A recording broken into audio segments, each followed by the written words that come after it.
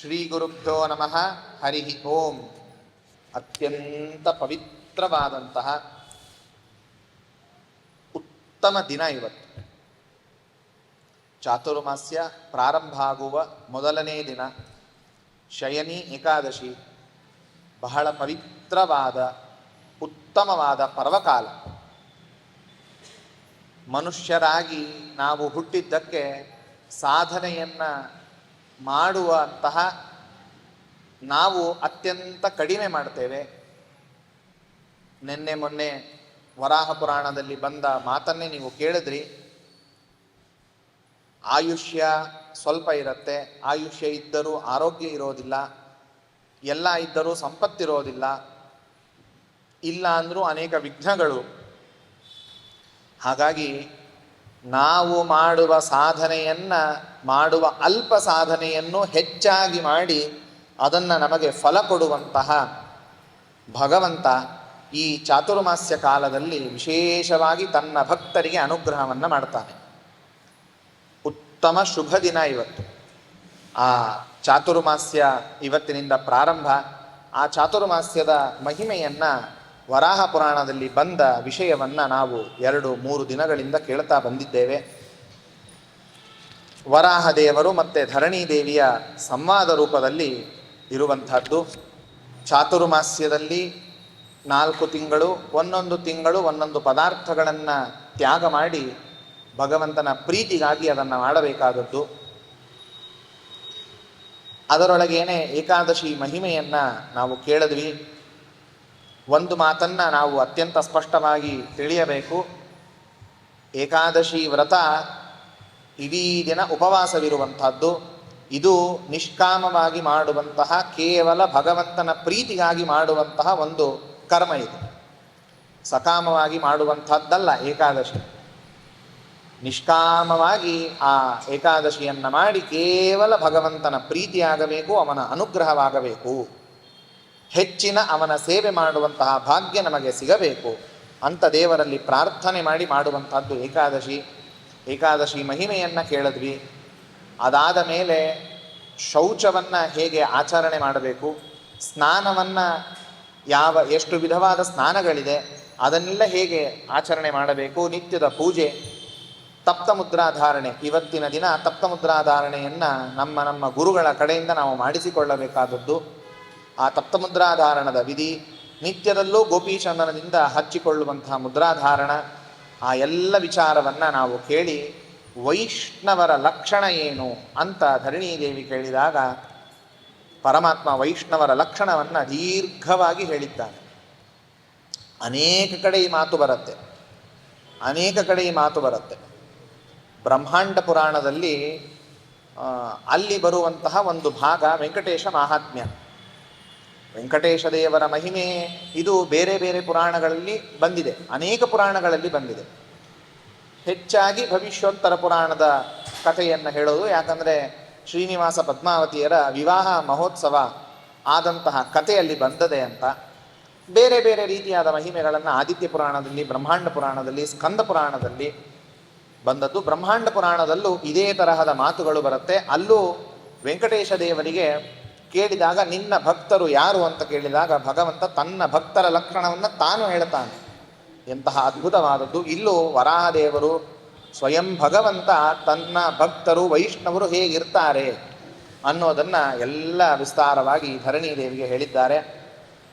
ಅಲ್ಲಿ ಒಂದು ಮಾತು ಬರುತ್ತೆ, ಮನ್ಮಂತ್ರ ಜಾಪಕಃ. ಭಗವಂತನನ್ನು ಉದ್ದೇಶಿಸಿ ಭಗವಂತನಿಂದ ಪ್ರತಿಪಾದ್ಯವಾದಂತಹ ಮಂತ್ರಗಳನ್ನು ವೈಷ್ಣವರು, ವಿಷ್ಣು ಭಕ್ತರು ಮೇಲಿಂದ ಮೇಲೆ ಜಪ ಮಾಡ್ತಿರ್ತಾರೆ. ಪ್ರತಿನಿತ್ಯವೂ ತಮ್ಮ ಅನುಷ್ಠಾನದಲ್ಲಿ ಅದನ್ನು ತಂದಿರ್ತಾರೆ ಅಂತ ಪರಮಾತ್ಮ ಧರಣೀದೇವಿಗೆ ಹೇಳಿದ್ದ. ಅದರ ಮೇಲೆ ಧರಣೀದೇವಿ ಕೇಳ್ತಾಳೆ, ಕಥಂ ಜಪ ಪ್ರಕರ್ತವ್ಯ ತ್ವತ್ಪ್ರೀತಿರ ಜಾಯತೆ ಯತಃ ಕೇತೆ ಮಂತ್ರವರ ಸ್ವಾಮಿ ವದಸ್ವ ಕೃಪಯಾಮ. ಮೊದಲನೇದ್ದು ಜಪವನ್ನು ಮಾಡಬೇಕು. ಆ ಜಪವನ್ನು ಮಾಡುವ ವಿಧಾನ ಏನು, ಹೇಗೆ ಜಪವನ್ನು ಮಾಡಬೇಕು ಅಷ್ಟೇ ಅಲ್ಲ, ಯಾವ ಮಂತ್ರಗಳನ್ನು ಜಪ ಮಾಡಬೇಕು, ಯಾವುದು ನಿನ್ನ ಮಂತ್ರಗಳು ಅಂತ ಕೇಳಿದಾಗ ವರಾಹದೇವರು ಪ್ರಧಾನವಾಗಿ ಇರುವಂತಹದ್ದು ಅಷ್ಟಮಹಾಮಂತ್ರಗಳು, 8 ಮಹಾಮಂತ್ರಗಳಿವೆ. ಅದನ್ನು ಮಾತ್ರ ಇಲ್ಲಿ ವರಾಹದೇವರು ಹೇಳ್ತಾರೆ. ಬೇರೆ ಬೇರೆ ಕಡೆ ಬಂದದ್ದನ್ನು ಶ್ರೀಮದಾಚಾರ್ಯರು ನಮಗೆ ಸದಾಚಾರ ತಂತ್ರಸಾರ ಸಂಗ್ರಹದೊಳಗೆ 72 ಮಂತ್ರಗಳ ಉಪದೇಶವನ್ನು ಶ್ರೀಮದಾಚಾರ್ಯರು ನಮಗೆ ಮಾಡಿರುವಂಥದ್ದು. 72 ಮಂತ್ರಗಳನ್ನು ಜಪ ಮಾಡಬೇಕು. ಶ್ರೀಮದಾಚಾರ್ಯರು ನಮಗೆ ಉಪದೇಶ ಮಾಡಿದ್ದು, ತಂತ್ರಸಾರದಲ್ಲಿ ಹೇಳಿಕೊಟ್ಟಿದ್ದು 72 ಮಂತ್ರ. ವಸ್ತುತಃ 7 ಕೋಟಿ ಮಂತ್ರಗಳಿದೆ. ಪ್ರಾತಃ ಸಂಕಲ್ಪ ಗದ್ಯದಲ್ಲಿ ರಾಘವೇಂದ್ರ ಸ್ವಾಮಿಗಳು ವಾಯುದೇವರ ಮಹಿಮೆಯನ್ನು ಹೇಳಬೇಕಾದಾಗ ಆ ಮಾತನ್ನು ಹೇಳ್ತಾರೆ, ಪ್ರತಿದಿನವೂ 7 ಕೋಟಿ ಮಂತ್ರಗಳನ್ನು 7 ಕೋಟಿ ಬಾರಿ ಜಪ ಮಾಡಿ ದೇವರಿಗೆ ಸಮರ್ಪಣೆ ಮಾಡುವಂತಹ ಮಹಾನುಭಾವರು ಅಂದರೆ ಅದು ವಾಯುದೇವರು, ನಮ್ಮ ಶ್ರೀಮದಾಚಾರ್ಯರು. ಪ್ರತಿಯೊಬ್ಬ ಜೀವನಲ್ಲಿ ಅಂತರ್ಯಾಮಿಯಾಗಿ ವಾಯುದೇವರಿದ್ದಾರೆ. ಒಬ್ಬೊಬ್ಬ ಜೀವನಲ್ಲಿ ಒಂದೊಂದು ರೂಪದಿಂದ ಇದ್ದು ಒಂದೊಂದು ಮಂತ್ರದ ಜಪವನ್ನು ಪ್ರತಿನಿತ್ಯವೂ ಮಾಡಿ ಭಗವಂತನಿಗೆ ಸಮರ್ಪಣೆ ಮಾಡ್ತಾರೆ ವಾಯುದೇವರು. ಸಂಸಿದ್ಧ ಸಪ್ತಕೋಟಿ ಮಹಾಮಂತ್ರಾಣ ಅಂತ ರಾಘವೇಂದ್ರ ಸ್ವಾಮಿಗಳು ಹೇಳುವಂತಹ ಮಾತು. ಹಾಗಾಗಿ ಇರೋದಷ್ಟು ಶ್ರೀಮದಾಚಾರ್ಯರು ಮನುಷ್ಯರಿಗೆ ಯೋಗ್ಯವಾದದ್ದು ಎಷ್ಟು ಅನ್ನೋದನ್ನು ವಿಚಾರ ಮಾಡಿ 72 ಮಂತ್ರಗಳನ್ನು ಹೇಳಿದ್ದಾರೆ. ಅದರಲ್ಲಿ ಅಷ್ಟಮಹಾಮಂತ್ರಗಳನ್ನು ಏನು ಆಚಾರ್ಯರು ಹೇಳಿದ್ದಾರೋ ಅದೇ ವರಾಹ ಪುರಾಣದಲ್ಲಿ ವರಾಹದೇವರು ಧರಣೀ ದೇವಿಗೆ ಹೇಳ್ತಾರೆ, ಸರ್ವಮಂತ್ರೇಶು ಗಾಯತ್ರಿ ವರಿಷ್ಠ ಪ್ರೋಚ್ಯತೆ ಬುಧೈಹಿ. ಮೊದಲನೇದ್ದಾಗಿ ಎಲ್ಲ ಮಂತ್ರಗಳಲ್ಲೂ ಅತ್ಯಂತ ಶ್ರೇಷ್ಠವಾದದ್ದು ಗಾಯತ್ರಿ ಮಂತ್ರ, ಬಹಳ ಉತ್ತಮವಾದದ್ದು. ಈ ಗಾಯತ್ರಿ ಮಂತ್ರದಷ್ಟು ಉತ್ತಮವಾದ ಮಂತ್ರ ಯಾವುದಿಲ್ಲ. ಇದಾದ ನಂತರ 8 ಮಹಾಮಂತ್ರಗಳಿವೆ. ಒಂದು ಪ್ರಣವ ಮಂತ್ರ, ಮಾತೃಕಾ ಮಂತ್ರ, ಅಷ್ಟಾಕ್ಷರ ನಾರಾಯಣ ಮಂತ್ರ, ವ್ಯಾಹೃತಿ ಮಂತ್ರ, ದ್ವಾದಶಾಕ್ಷರ ವಾಸುದೇವ ಮಂತ್ರ. ಇಲ್ಲಿ ಗಾಯತ್ರಿ ಅಂತರ ಏನಿದೆ, ಈ ಗಾಯತ್ರಿ ಇದು ಬ್ರಹ್ಮಗಾಯತ್ರಿ. ಬ್ರಹ್ಮಗಾಯತ್ರಿ ಮಂತ್ರ, ಪುರುಷ ಸೂಕ್ತ, ವಿಷ್ಣು ಮಂತ್ರ, ಇಷ್ಟು 8 ಮಂತ್ರಗಳು ಪ್ರಸಿದ್ಧವಾದದ್ದು. ಇದರೊಳಗೆ ಪ್ರಣವ ಮಂತ್ರವನ್ನು ಯತಿಗಳು ಮಾತ್ರ ಜಪ ಮಾಡಬೇಕು. ಬ್ರಹ್ಮಚಾರಿ ಗೃಹಸ್ಥ ವಾನಪ್ರಸ್ಥರಿಗೆ ಅಧಿಕಾರವಿಲ್ಲ. ಯತಿಗಳು ಮಾತ್ರ ಪ್ರಣವ ಮಂತ್ರವನ್ನು ಜಪ ಮಾಡಬೇಕು. ಪ್ರಣವೋ ಯತಿನಾ ಚೈವ ಗೃಹೀಬರು ಜಪ್ಯತೆಯನ್ನು ಸಹ ಸರ್ವಕರ್ಮಾಣಿ ತೇನೇವ ಕುರುವಂತೆ ಯತಯಃ ಸದಾ. ಇನ್ನು ಬೇರೆ ಎಲ್ಲ ಮಂತ್ರಗಳನ್ನು ಎಲ್ಲರೂ ಜಪ ಮಾಡುವಂಥದ್ದು. ಮಾತೃಕಾ ವರ್ಣಸಂಘಾತ, ಅಷ್ಟಾಕ್ಷರ ನಾರಾಯಣ ಮಂತ್ರಕ್ಕೆ ಮೂಲ ಮಂತ್ರ ಅಂತ ಕರೆಯುವಂಥದ್ದು. ಮೂಲ ಮಂತ್ರ ಇದು ಅಷ್ಟಾಕ್ಷರ ನಾರಾಯಣ ಮಂತ್ರ. ಮಹಾವ್ಯಾಹೃತಯಶ್ಚೈವ ಚತಸ್ರೋ ವೇದಮೂರ್ತಯ ಪ್ರಣವೋಥ ನಮಃ ಶಬ್ದ ಚತುರ್ಥಿ ಭೂಷಿತೋಪರಃ ಭಗವದ್ ವಾಸುದೇವಾಖ್ಯೋ ದ್ವಾದಶೋಕ್ಷರ ಈರಿತ. ದ್ವಾದಶಾಕ್ಷರ ಮಂತ್ರ ಅಂದರೆ ಅದು ವಾಸುದೇವ ಮಂತ್ರ ಇತ್ಯಾದಿಯಾಗಿ ಇರುವಂಥದ್ದು. ಗಾಯತ್ರಿ ಶೈವ ಸಾವಿತ್ರಿ ಪ್ರೋಚ್ಯತೆ ವಿಬುಧೈರಿಹ. ಇಲ್ಲಿ ಗಾಯತ್ರಿ ಅಂದರೆ ಬ್ರಹ್ಮಗಾಯತ್ರಿ. ಬ್ರಹ್ಮಗಾಯತ್ರಿ ಅಂತಂದರೆ ಪ್ರಣವ ಮತ್ತು ವ್ಯಾಹೃತಿ ಇರೋದಿಲ್ಲ. ಅದನ್ನು ಬಿಟ್ಟು ಉಳಿದ ಮಂತ್ರಕ್ಕೆ ಬ್ರಹ್ಮಗಾಯತ್ರಿ ಮಂತ್ರ. ಅದನ್ನು ಸೇರಿಸಿದಾಗ ಅದು ವಿಶ್ವಾಮಿತ್ರ ಗಾಯತ್ರಿ ಅಂತ ಅನಿಸಿಕೊಳ್ಳುತ್ತದೆ. ಪುರುಷ ಸೂಕ್ತ, ಪುರುಷ ಸೂಕ್ತವನ್ನೇ ಪಾರಾಯಣ ಮಾಡುವಂಥದ್ದು. ಪೌರುಷಂ ಸೂಕ್ತಮೇವ ಸ್ಯಾತ್ ಪೌರುಷೋ ಮಂತ್ರರಾಡಯಂ. ಈ ಪುರುಷ ಸೂಕ್ತ ಏನಿದೆ ಇದು ಮಂತ್ರಗಳ ರಾಜ, ಅತ್ಯದ್ಭುತವಾದದ್ದು ಪುರುಷ ಸೂಕ್ತ. ಇಡೀ ವೇದ ಏನನ್ನ ಹೇಳತ್ತೋ ಅದನ್ನು ಪೂರ್ಣ ಸಂಗ್ರಹ ಮಾಡಿ ಇಟ್ಟದ್ದು ಪುರುಷ ಸೂಕ್ತದಲ್ಲಿ. ಒಮ್ಮೆ ಪುರುಷ ಸೂಕ್ತವನ್ನು ಪಾರಾಯಣ ಮಾಡಿದರೆ 3 ವೇದವನ್ನು ಪಾರಾಯಣ ಮಾಡಿದ ಪುಣ್ಯ ಬರುತ್ತೆ. ಅಷ್ಟದ್ಭುತವಾದದ್ದು ಪುರುಷ ಸೂಕ್ತ. ಪುರುಷ ಸೂಕ್ತದಲ್ಲಿ ಏನು ಹೇಳಿದ್ದಾರೋ ಅದನ್ನೇ ವಿಸ್ತಾರ ಮಾಡಿ ಹೇಳಿದ್ದು 3 ವೇದ. ಅಂತಹ ಅತ್ಯದ್ಭುತವಾದಂತಹ ಪುರುಷ ಸೂಕ್ತ. ವಿಷ್ಣುಸ್ತು ವಿಷ್ಣು ಮಂತ್ರಸ್ಯ ಚತುರ್ಥಿ ಭೂಷಿತೋಯ. ವಿಷ್ಣು ಮಂತ್ರ ಅಂತನ್ನೋದು ಇದೆ. ಸಂಧ್ಯಾಂಗಾಯಾಸ್ತು ಗಾಯತ್ರ ತ್ರಿಗುಣೋ ಮೂಲ ಮಂತ್ರ ಜಪ್ತವ್ಯ ಸರ್ವಥಾನ್ಯೇತು ಯಥೇಷ್ಟಂ ಜಪಯೋಗಿನಃ. ಮೂಲ ಮಂತ್ರ ಅಷ್ಟಾಕ್ಷರ ನಾರಾಯಣ ಮಂತ್ರ ಉಪದೇಶವಾಗಿದ್ದರೆ ಗಾಯತ್ರಿ ಮಂತ್ರವನ್ನು ಎಷ್ಟು ಜಪ ಮಾಡ್ತೇವೋ ಅದರ 3 ಪಟ್ಟು ನಾರಾಯಣ ಮಂತ್ರವನ್ನು ಜಪ ಮಾಡುವಂಥದ್ದು. ಕುರ್ಯಾಚ್ಚ ಮಾನಸೀಂ ಪೂಜಾ ಮೂಲ ಮಂತ್ರಂ ಜಪೇದ್ವಿಜಃ. ಕೂರ್ಮಾಸನೋಪವಿಷ್ಟ ಸನ್ ಸ್ವಸ್ತಿಕಾಸನ ಸಂಸ್ಥಿತಃ ಶುದ್ಧ ಭೂಮೋ ಸ್ಥಿತೋ ಸ್ವಸ್ಥ ಚೇತಾ ಕುರ್ಯಾತ್ ಜಪಂ ನರಃ. ಶುದ್ಧವಾದ ಜಾಗದಲ್ಲಿ ಸರಿಯಾದ ಆಸನವನ್ನು, ಕೃಷ್ಣಾಜಿನವಾದರೆ ಕೃಷ್ಣಾಜಿನವನ್ನು ಹಾಸಿಕೊಂಡು ಕೂತು ಜಪವನ್ನು ಮಾಡಬೇಕು. ಇಲ್ಲ ಅಂದರೆ ದರ್ಭದ ಆಸನವನ್ನು ಹಾಕೊಳ್ಳೋಕ್ಕೆ ಹೇಳಿದ್ದಾರೆ. ಅನ್ಯೇಪಿ ಬಹವೋ ಮಂತ್ರ ಪಂಚರಾತ್ರೇ ಮಯೋಜಿತ. ಮತ್ತೆ ಹೇಳ್ತಾರೆ ವರಾಹದೇವರು, ಇಲ್ಲಿ 8 ಮಂತ್ರಗಳನ್ನು ಅಷ್ಟೇ ಹೇಳಿದ್ದೇನೆ, ಆದರೆ ಅನೇಕ ಮಂತ್ರಗಳನ್ನು ಪಂಚರಾತ್ರದಲ್ಲಿ ನಾನೇ ಹೇಳಿರುವಂಥದ್ದು, ಉಪದೇಶ ಮಾಡಿರುವಂಥದ್ದು. ಆ ಎಲ್ಲ ಮಂತ್ರದ ಜಪವನ್ನು ಯಥಾಶಕ್ತಿಯಿಂದಾಗಿ ಮಾಡಬೇಕು. ಒಂದು ಮಾತನ್ನು ಗಮನದಲ್ಲಿ ಇಡಬೇಕು. ವರಾಹದೇವರು ಹೇಳುವಂತಹ ಮಾತು, ಗುರುಗಳಿಂದ ಉಪದೇಶವಾದರಷ್ಟೇ ಜಪವನ್ನು ಮಾಡಬೇಕು, ಹಾಗೆ ಯಾವ ಮಂತ್ರವನ್ನು ಜಪ ಮಾಡುವಂತೆ ಇಲ್ಲ. ವಿನಾ ಗುರುಂ ಸ್ವಬುದ್ಧ್ಯಾಯೋ ಮಂತ್ರಂ ಪ್ರಾಪ್ತಂ ಜಪೇದಿಹ ನಫಲಂ ತಸ್ಯ ಲಭತೆ ಮಮದ್ರೋಹಿ ಭವೇನ್ನರಃ. ಎಂತಹ ಕಠೋರವಾದ ಮಾತನ್ನು ವರಾಹದೇವರು ತಿಳಿಸ್ತಾರೆ. ಗುರುಗಳಿಂದ ಉಪದೇಶ ಆಗಿ ಮಂತ್ರದ ಜಪ ಮಾಡಿದರೆ ಅದ್ಭುತವಾದ ಫಲವನ್ನು ಕೊಡ್ತೇನೆ. ಅದಕ್ಕೆ ವಿಪರೀತವಾಗಿ ಗುರುಗಳಿಂದ ಉಪದೇಶ ಪಡೆಯದೇನೆ ತಾನು ಜಪವನ್ನು ಮಾಡಿದರೆ ಅವನು ನನ್ನ ದ್ರೋಹಿ. ಹಾಗೆ ಜಪ ಮಾಡುವಂತೆ ಇಲ್ಲ. ಗುರುಂ ವಿನಾತು ಯೋ ದೀಕ್ಷಾಂ ಸುಬುದ್ಧ್ಯ ಲಭತೆ ನರಃ ನ ತತ್ಸಿದ್ಧಿಮವಾಪ್ನೋತಿ ನರಕಂ ಚಾಪಿ ಪದ್ಯತೆ. ನರಕದಲ್ಲಿ ಬೀಳ್ತಾನೆ. ಇಷ್ಟು ಮಾಡುವಂಥದ್ದು. ಇದಲ್ಲದೆ ಮತ್ತೆ ಇಲ್ಲಿ ಹೇಳಬೇಕಾದಾಗ ಒಂದು ಸುಂದರವಾದ ಮಾತನ್ನು ವರಾಹದೇವರು ನಮಗೆ ತಿಳಿಸಿಕೊಡ್ತಾರೆ.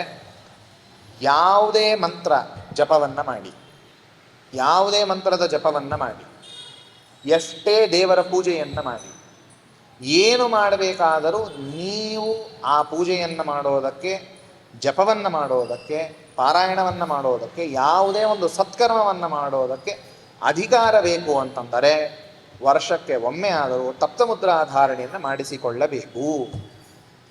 ತಪ್ತಮುದ್ರಾಂಚಯೋ ಮರ್ತ್ಯ ಸ್ವಬುದ್ಧೈವ ಗುರುಂ ವಿನ ತೇನಾಂ ತಾಪಿತೋ ದೇವಿ ನರಕೇ ವಸತಿ ಧ್ರುವಂ. ಆ ಅಧಿಕಾರವಿಲ್ಲದೆ ಅವನು ಜಪ ಮಾಡಿದ ಅಂತಂದರೆ ನರಕಕ್ಕೆ ಹೋಗಿ ಬೀಳುತ್ತಾನೆ. ಭಗವಂತನ ಚಿಹ್ನೆಗಳನ್ನು ಧಾರಣೆ ಮಾಡಿ ನಾವು ಮಾಡಿದರೆ ಅಧಿಕಾರ ಬರುತ್ತೆ ಕರ್ಮವನ್ನು ಮಾಡುವುದಕ್ಕೆ. ಆಗ ಕರ್ಮಗಳನ್ನು ಮಾಡಿದರೆ ವಿಶೇಷವಾದಂತಹ ಫಲ ನಮಗೆ ಸಿಗುವಂಥದ್ದು. ಅನುಸೃತ್ಯ ಗುರುಂ ತಸ್ಮಾನ್ ಮದ್ಭಕ್ತ ಸಂಗವರ್ಜಿತ ಮೋಕ್ಷಕಾಮಸ್ತು ಗೃಹೀಯ ದೀಕ್ಷಾಂ ಮಂತ್ರಾಂಶ್ಚ ವೈಷ್ಣವಾನ್. ಹಾಗಾಗಿ ಗುರುಗಳ ಶರಣು ಹೋಗಬೇಕು. ನನ್ನ ಭಕ್ತನಾದವನು ದೇವರೇ ಸರ್ವೋತ್ತಮ. ಗುರುಗಳು ಸರ್ವೋತ್ತಮರು ಸರ್ವಥಾ ಅಲ್ಲ, ಹಾಗೆ ಉಪಾಸನೆ ಮಾಡುವಂಥದ್ದೇ ಅಲ್ಲ. ಗುರುಗಳನ್ನು ಸರ್ವೋತ್ತಮ ಅಂತ ಹೇಳ್ತಾ ಇಲ್ಲ. ಆದರೆ ಗುರುಗಳಿಗೆ ಒಂದು ವಿಶಿಷ್ಟವಾದ ಸ್ಥಾನವನ್ನು, ವಿಶಿಷ್ಟವಾದ ಗೌರವವನ್ನು ಭಗವಂತ ಕಲ್ಪಿಸಿಕೊಟ್ಟಿದ್ದಾನೆ. ಆ ರೀತಿಯಾಗಿ ಮನುಷ್ಯರು ನಡೆದುಕೊಳ್ಳಬೇಕು. ದೇವರೇ ಸರ್ವೋತ್ತಮ, ಆದರೆ ಆ ದೇವರತ್ತಿರ ಕರೆದುಕೊಂಡು ಹೋಗುವಂಥದ್ದು ಗುರುಗಳು. ಹಾಗಾಗಿ ಅನುಸೃತ್ಯ ಗುರುಂ ತಸ್ಮಾತ್, ಗುರುಗಳನ್ನು ಅನುಸರಿಸಿ ನನ್ನ ಭಕ್ತನಾದವನು ಸರ್ವಸಂಗ ಪರಿತ್ಯಾಗವನ್ನು ಮಾಡಿ, ಸರ್ವಸಂಗ ಪರಿತ್ಯಾಗ ಅಂದರೆ ವಿಷಯದಲ್ಲಿ ಹೆಚ್ಚು ಆಸಕ್ತಿಯನ್ನು ಹೊಂದದೆ ಗುರುಗಳ ಶರಣು ಹೋಗಿ ಗುರುಗಳಿಂದ ಮೊದಲಿಗೆ ದೀಕ್ಷೆಯನ್ನು ಪಡಿಬೇಕು. ಅಂದರೆ ತಪ್ತಮುದ್ರಾಧಾರಣೆಯನ್ನು ಪಡೆದು ಆಮೇಲೆ ಅವರಿಂದ ಮಂತ್ರೋಪದೇಶವನ್ನು ಪಡೆದು ಆ ಮಂತ್ರಗಳ ಜಪವನ್ನು ಮಾಡಿದರೆ ಅದು ಅವನಿಗೆ ವಿಶಿಷ್ಟವಾದ ಸಿದ್ಧಿಯನ್ನು ತಂದುಕೊಡುತ್ತೆ. ಹೃದಯಂ ಸರ್ವವೇದಾನಾಂ ರಹಸ್ಯಂ ಪರಮಮ್ಮಯ ಪಂಚರಾತ್ರೇ ಗಜತ ಮೆತಸ್ತತ್ರೋಕ್ತ ಮಾರ್ಗತಃ ದೀಕ್ಷಾಂ ಪ್ರಾಪ್ಯೈವ ಮಂತ್ರಾಂಶ್ಚ ನ್ಯಾಸಧ್ಯಾನಾದಿಕಂ ತತಃ ಅವಗಮ್ಯ ತತಃ ಸಮ್ಯಕ್ ಜಪಂ ಕುರ್ಯಾತ್ ವಿಮುಕ್ತಯೇ. ಇಡೀ ವೇದದಲ್ಲಿ ಏನೇನನ್ನು ಹೇಳಿದ್ದಾರೋ ಅದರ ರಹಸ್ಯವನ್ನು ಸಂಗ್ರಹ ಮಾಡಿ ನಾನು ಹೇಳಿದ್ದು ಪಂಚರಾತ್ರಾಗಮದಲ್ಲಿ. ಅಲ್ಲಿ ಹೇಳಿದ ರೀತಿಯಲ್ಲಿ ದೀಕ್ಷೆಯನ್ನು, ತಪ್ತಮುದ್ರೆಯನ್ನು ಹಾಗೂ ಮಂತ್ರಗಳನ್ನು ಗುರುಗಳಿಂದ ಉಪದೇಶ ಪಡೆದು ಆ ಒಂದೊಂದು ಮಂತ್ರಕ್ಕೂ ನ್ಯಾಸವಿರುತ್ತೆ, ಧ್ಯಾನವಿರುತ್ತೆ. ಅದನ್ನು ಮಾಡಿಕೊಂಡು ಆ ರೀತಿಯಾಗಿ ಮಂತ್ರದ ಜಪವನ್ನು ಮಾಡಿದರೆ ಆಗ ಅವನಿಗೆ ಮೋಕ್ಷ ಸಾಧನೆಯೇ ಅದು. ಗುರುಂ ಮಂತ್ರೋಪದೇಷ್ಟಾರಂ ಯೋದ್ವಿಷ್ಯಾನ್ ಮನಸಾಪಿ ಮಮದ್ವೇಷಿ ಸ ವಿಜ್ಞೇಯೋ ನಾತ್ರ ಕಾರ್ಯ ವಿಚಾರಣ. ಯಾರು ಮಂತ್ರೋಪದೇಶವನ್ನು ಮಾಡಿದ್ದಾರೆ ಅಂತಹ ಗುರುಗಳನ್ನು ದ್ವೇಷ ಮಾಡಿದರೆ, ಮನಸ್ಸಿನಿಂದ ದ್ವೇಷ ಮಾಡಿದರೂ ಸಾಕು, ಅವನು ನನ್ನ ದ್ರೋಹಿ. ಅವನ ನರಕಕ್ಕೆ ಅಂಧಂತಮಸ್ಸಿಗೆ ಕಳಿಸುವಂಥದ್ದು. ಗುರುಂ ವಿದ್ಯಾಪ್ರದಮ್ಯಸ್ತು ದ್ವಿಷ್ಯಾನ್ ಮತ್ಸರತಃ ಕ್ವಚಿತ್ ಅರಣ್ಯೇ ನಿರ್ಜಲೇ ಸಸ್ಯಾತ್ ಸುಚಿರಂ ಬ್ರಹ್ಮರಾಕ್ಷಸ. ಮತ್ತೊಂದು ಮಾತನ್ನು ವರಾಹದೇವರು ಹೇಳ್ತಾರೆ. ಗುರುಗಳನ್ನು ದ್ವೇಷ ಮಾಡಿದ, ಮಾತ್ಸರ್ಯದಿಂದ ದ್ವೇಷ ಮಾಡಿದ ಅಂತನ್ನೋದಾದರೆ ಆ ಜೀವ ಎಷ್ಟೋ ಸಾವಿರ ವರ್ಷದಲ್ಲಿ ನಿರ್ಜನವಾದಂತಹ ಅರಣ್ಯದಲ್ಲಿ ಬ್ರಹ್ಮರಾಕ್ಷಸನಾಗಿ ಒದ್ದಾಡ್ತಾನೆ. ಹಾಗಾಗಿ ಗುರುದ್ವೇಷವನ್ನು ಮಾಡಬಾರದು ಅನ್ನುವಂಥದ್ದು ಹೇಳಿದ್ದು. ಮಹಾವ್ಯಾಹೃತಿರ್ಹೀನ ಗಾಯತ್ರ್ಯಭ್ಯಧಿಕಾ ಕಥಂ ಸವ್ಯಾಹೃತೆಸ್ತು ಗಾಯತ್ರ ಸಂಶಯಮ್ಮೇ ಪರಾಕು. ಒಂದು ಮಾತನ್ನು ಸರಿಯಾಗಿ ತಿಳಿಯಬೇಕಾದದ್ದು. ಧರಣೀದೇವಿ ಸುಂದರವಾದ ಪ್ರಶ್ನೆಯನ್ನು ಮಾಡ್ತಾಳೆ. ಗಾಯತ್ರಿ ಎರಡು ಆಯಿತು ಆಗಿದ್ದರೆ, ಒಂದು ಬ್ರಹ್ಮಗಾಯತ್ರಿ, ಇನ್ನೊಂದು ವಿಶ್ವಾಮಿತ್ರ ಗಾಯತ್ರಿ ಅಂತ. ಬ್ರಹ್ಮಗಾಯತ್ರಿಯಲ್ಲಿ ಮತ್ತೆ ಪ್ರಣವ ವ್ಯಾಹೃತಿ ಇರೋದಿಲ್ಲ. ವಿಶ್ವಾಮಿತ್ರ ಗಾಯತ್ರಿಯಲ್ಲಿ ಅದು ಇದೆ.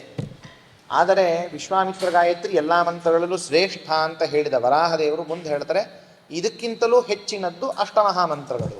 ಹಂಗಾರೆ ಅಷ್ಟಮಹಾಮಂತ್ರದಲ್ಲಿ ಬ್ರಹ್ಮಗಾಯತ್ರಿ ಬಂತು ಅಂದಮೇಲೆ ಪ್ರಣವ ವ್ಯಾಹೃತಿ ಇಲ್ಲದೆ ಇರುವಂತಹ ಬ್ರಹ್ಮಗಾಯತ್ರಿ ಶ್ರೇಷ್ಠ ಅಂತ ಹೇಳಿದಂತಾಯ್ತಲ್ಲ. ಹಂಗಾರೆ ಯಾವುದು ನಿಜವಾಗಿ ಶ್ರೇಷ್ಠ ಅಂತ ಹೇಳಿದಾಗ ಪರಮಾತ್ಮ ಹೇಳ್ತಾನೆ, ಮಂತ್ರೇಭ್ಯೋನ್ಯೇಭ್ಯ ಏವಾಸೋ ಯಥೈವ ಪ್ರಣವೋವರಃ ಕೇವಲೋಪಿ ತಥೈವಾಯಂ ಗಾಯತ್ರಿ ಕೇವಲಾವರ. ಎಲ್ಲ ಮಂತ್ರಗಳು ಅನೇಕ ಮಂತ್ರಗಳಿರುತ್ತೆ, ಅನೇಕ ಅಕ್ಷರಗಳಿರುತ್ತೆ. ಇಷ್ಟಿಷ್ಟು ಅಕ್ಷರದ ಮಂತ್ರ ಅಂತಿರುತ್ತೆ. ಅಷ್ಟಾಕ್ಷರ ಮಂತ್ರ ಇದೆ, 32 ಅಕ್ಷರದ 32 ಅಕ್ಷರ ಮಂತ್ರಗಳಿವೆ, ಅನೇಕ ಅಕ್ಷರದ ಮಂತ್ರಗಳಿದೆ.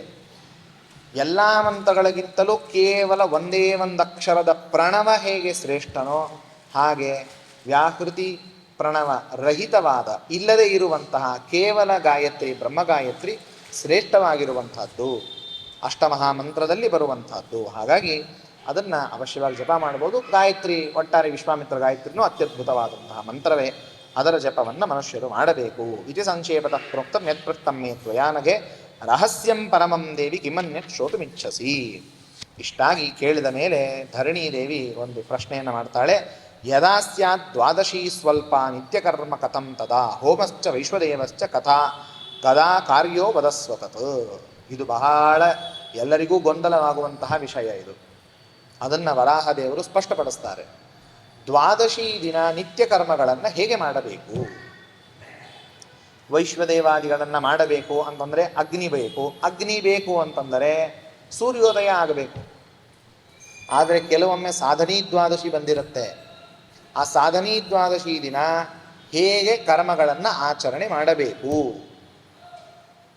ಮೊದಲೇ ಮಾಡಲಿಕ್ಕೆ ಬರುತ್ತಾ ವೈಶ್ವದೇವ, ಅಥವಾ ಏನು ವ್ಯವಸ್ಥೆ ಅಂತ ಕೇಳಿದಾಗ ಭಗವಂತ ಅದಕ್ಕೆ ಹೇಳ್ತಾನೆ, ತ್ರಯೋಭಾಗ ಸ್ತ್ರೀಯಾಮಾಯ ತತ್ರಾದ್ಯೌ ಸಂತ್ಯಜೇದ್ಬುಧಃ ಭಾಗೇ ತೃತೀಯೇ ಸ್ನಾತ್ವಾತು ನಿತ್ಯಕರ್ಮಾಣಿ ಕಾರಯೇ. ದ್ವಾದಶಿ ದಿನ ಮಾತ್ರ, ಅದರೊಳಗೂ ಸಾಧನೀ ದ್ವಾದಶಿ ಬಂದಿದ್ದರೆ. ಉಳಿದ ದ್ವಾದಶಿ ಅಂತೂ ಅತ್ಯಂತ ಸ್ಪಷ್ಟವಿದೆ. ಸೂರ್ಯೋದಯದವರೆಗೂ ಭಗವಂತನ ಪೂಜೆ ಮಾಡಿ ದೇವರಿಗೆ ನೈವೇದ್ಯ ಮಾಡಲಿಕ್ಕೆ ಬರುತ್ತೆ. ಸೂರ್ಯೋದಯ ಆದ ನಂತರ ರಮಾ ನೈವೇದ್ಯ, ವೈಶ್ವದೇವ ಹಸ್ತೋದಕವನ್ನು ಮಾಡಿ ಶೀಘ್ರದಲ್ಲಿ ಊಟಕ್ಕೆ ಕೂಡಬೇಕು, ತಡ ಮಾಡುವಂತೆ ಇಲ್ಲ. ಇಷ್ಟು ಸಾಧಾರಣ ದ್ವಾದಶಿಯ ನಿಯಮವಾದರೆ, ಸಾಧನೀ ದ್ವಾದಶಿ ಮಾತ್ರ ರಾತ್ರಿ, ನಾನು ಮೊನ್ನೆ ಹೇಳಬೇಕಾದಾಗ ಹೇಳಿದೆ, 4 ಗಂಟೆಗೆ 3 ಯಾಮ ಇರುತ್ತೆ. ಹಾಗಾಗಿ ಏಕಾದಶಿ ಇವತ್ತು ಸಾಯಂಕಾಲ 6ರಿಂದ ನಾಳೆ ಬೆಳಗ್ಗೆ 6ರವರೆಗೆ 4 ಗಂಟೆಯ 3 ಯಾಮ. ಅದರೊಳಗೆ ಮೊದಲು 2 ಯಾಮ ಏನು ಮಾಡಲಿಕ್ಕೆ ಬರೋದೇ ಇಲ್ಲ, ಬಿಟ್ಟು ಬಿಡಬೇಕು. ಅದು ಏಕಾದಶಿ ಲೆಕ್ಕ. ಅಂದರೆ ರಾತ್ರಿ 2 ಗಂಟೆವರೆಗೂ, 2:30ವರೆಗೂ ಏನೂ ಮಾಡಲಿಕ್ಕೆ ಬರೋದಿಲ್ಲ. ಸಾಧನೀ ದ್ವಾದಶಿ ಇತ್ತು ಅಂದರೆ 2:30 ಮೇಲೆ ಎದ್ದು ಸ್ನಾನವನ್ನು ಮಾಡಲಿಕ್ಕೆ ಬರುತ್ತೆ. ಇಲ್ಲಾಂದರೆ ಬರೋದಿಲ್ಲ, 3 ಗಂಟೆವರೆಗೂ ಸ್ನಾನ ಮಾಡಲಿಕ್ಕೆ ಬರೋದಿಲ್ಲ. ಆದರೆ ಸಾಧನೀ ದ್ವಾದಶಿ ಇದ್ದ ದಿನ ಸ್ನಾನವನ್ನು ಮಾಡ್ಬೋದು. ಮಾಡಿ ಆ ಮಧ್ಯಾಹ್ನಾನಿ ಕರ್ಮಾಣಿ ರಾತ್ರಾವೇವ ವಿಧಾಯ ಚ ಸ್ವಲ್ಪಾಯಾಮಪಿ ಭದ್ರಾಯಾಮ್ ಪಾರಣಂ ರವಿದರ್ಶನೇ. ಸೂರ್ಯೋದಯ ಎಕ್ಸಾಕ್ಟಾಗಿ ಏನು ಟೈಮಿಗೆ ಆಗತ್ತೋ ಅದಕ್ಕೂ ಒಂದು ಘಟಿಕಾದ ಹಿಂದಿನವರೆಗೂ ಅಲ್ಲಿವರೆಗೂ ಅದಕ್ಕೆ ಸೂರ್ಯೋದಯ ಕಾಲ ಅಂತೇ ಹೆಸರು. ಹಾಗಾಗಿ ಆ ಸೂರ್ಯೋದಯ ಕಾಲದಲ್ಲಿ ಅವಶ್ಯವಾಗಿ ವೈಶ್ವದೇವವನ್ನು ಮಾಡಲಿಕ್ಕೆ ಬರುತ್ತೆ. ಸೂರ್ಯೋದಯ ಆಗುವ ಒಂದು ಘಟಿಕ ಹಿಂದಿನವರೆಗೂ ಸೂರ್ಯೋದಯ ಕಾಲ ಅಂತಾರೆ. ಅಲ್ಲಿ ವೈಶ್ವದೇವಾದಿಗಳನ್ನು ಮಾಡಿ ವೈಶ್ವದೇವಂ ತತಕೃತ್ವ, ಅದಾದಮೇಲೆ ಬ್ರಹ್ಮಯಜ್ಞ ತರ್ಪಣ, ಅದಾದಮೇಲೆ ಆಪೋಷಣವನ್ನು ತೆಗೆದುಕೊಂಡು ಸೂರ್ಯೋದಯದ ಸಮಯದವರೆಗೂ ಕಾಯ್ತಾ ಕೂತಿರಬೇಕು. ಸೂರ್ಯನ ದರ್ಶನವಾಯಿತು ಅಂತಂದರೆ ಆಪೋಷಣವನ್ನು ತೆಗೆದುಕೊಂಡು ಪಾರಣೆಯನ್ನು ಮಾಡಬೇಕು. ಸಾಧನೀ ಯಾತಿ ಯತ್ನೇನ ಯತಃ ಸಾ ಸಾಧನೀ ತತಃ ಸ್ವಲ್ಪಾಯಾಂ ಯದಿ ದ್ವಾದಶ್ಯಾಂ ಪಾರಣಾಂ ವಿದಧಾತಿ ಯಃ ವ್ರತಂ ಪೂರ್ಣಂ ಭವೇತ್ ತಸ್ಯ ವ್ರತಲೋಪೋನ್ಯಥಾ ಭವೇತ್. ಹೀಗೆ ಸಾಧನೀ ದ್ವಾದಶಿಗೆ ಮಾತ್ರ ಇರುವಂತಹ ವಿಶೇಷವಾದಂತಹ ಒಂದು ವ್ಯವಸ್ಥೆ. ವಿಧಾಯ ಹೋಮಂ ಕುರ್ವೀತ ತತಃ ಶ್ರಾದ್ದಂ ಸಮಾಚರೇತ್ ಬ್ರಾಹ್ಮಣಾನ್ ಭೋಜಯೇತ್ ಪಶ್ಚಾತ್ ದ್ವಾದಶ್ಯಾಂ ಪಿಂಡಪಾತನಂ. ದ್ವಾದಶಿ ದಿನ ಶ್ರಾದ್ದ ಬಂದರೆ ಹೇಗೆ ಅಂತಂದರೆ ಅದಕ್ಕೆ ವರಾಹದೇವರು ಹೇಳ್ತಾರೆ, ಅದರೊಳಗೂ ಸಾಧನೀ ದ್ವಾದಶಿ ಬಂದಿತ್ತು ಅಂತಂದರೆ ಬ್ರಾಹ್ಮಣರ ಊಟಕ್ಕೆ ಕೂಡಿಸಿದರೆ ಸಾಕು, ಪಿತೃಗಳಿಗೆ ತೃಪ್ತಿ ಆಗತ್ತೆ.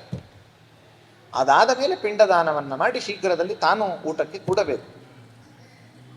ಅವತ್ತು ಬೇಗ ಇತ್ತು ಅಂತಂದರೆ ಅವತ್ತು ಬ್ರಾಹ್ಮಣ ಭೋಜನಕ್ಕೆ ಕೃಷ್ಣಾರ್ಪಣ ಮಸ್ತು ಅಂತ ಹೇಳಿದರೆ ಅವನಿಗೆ ಪೂರ್ಣ ವ್ರತ, ಪಿತೃಗಳು ತೃಪ್ತರಾಗ್ತಾರೆ. ಹೀಗೆ ಇರುವಂಥದ್ದು. ಪ್ರಾತಃ ಕಾಲ ಇದು ದ್ವಾದಶ ಯದಾ ಸ್ಯಾತ್ ಹರಿವಾಸರ.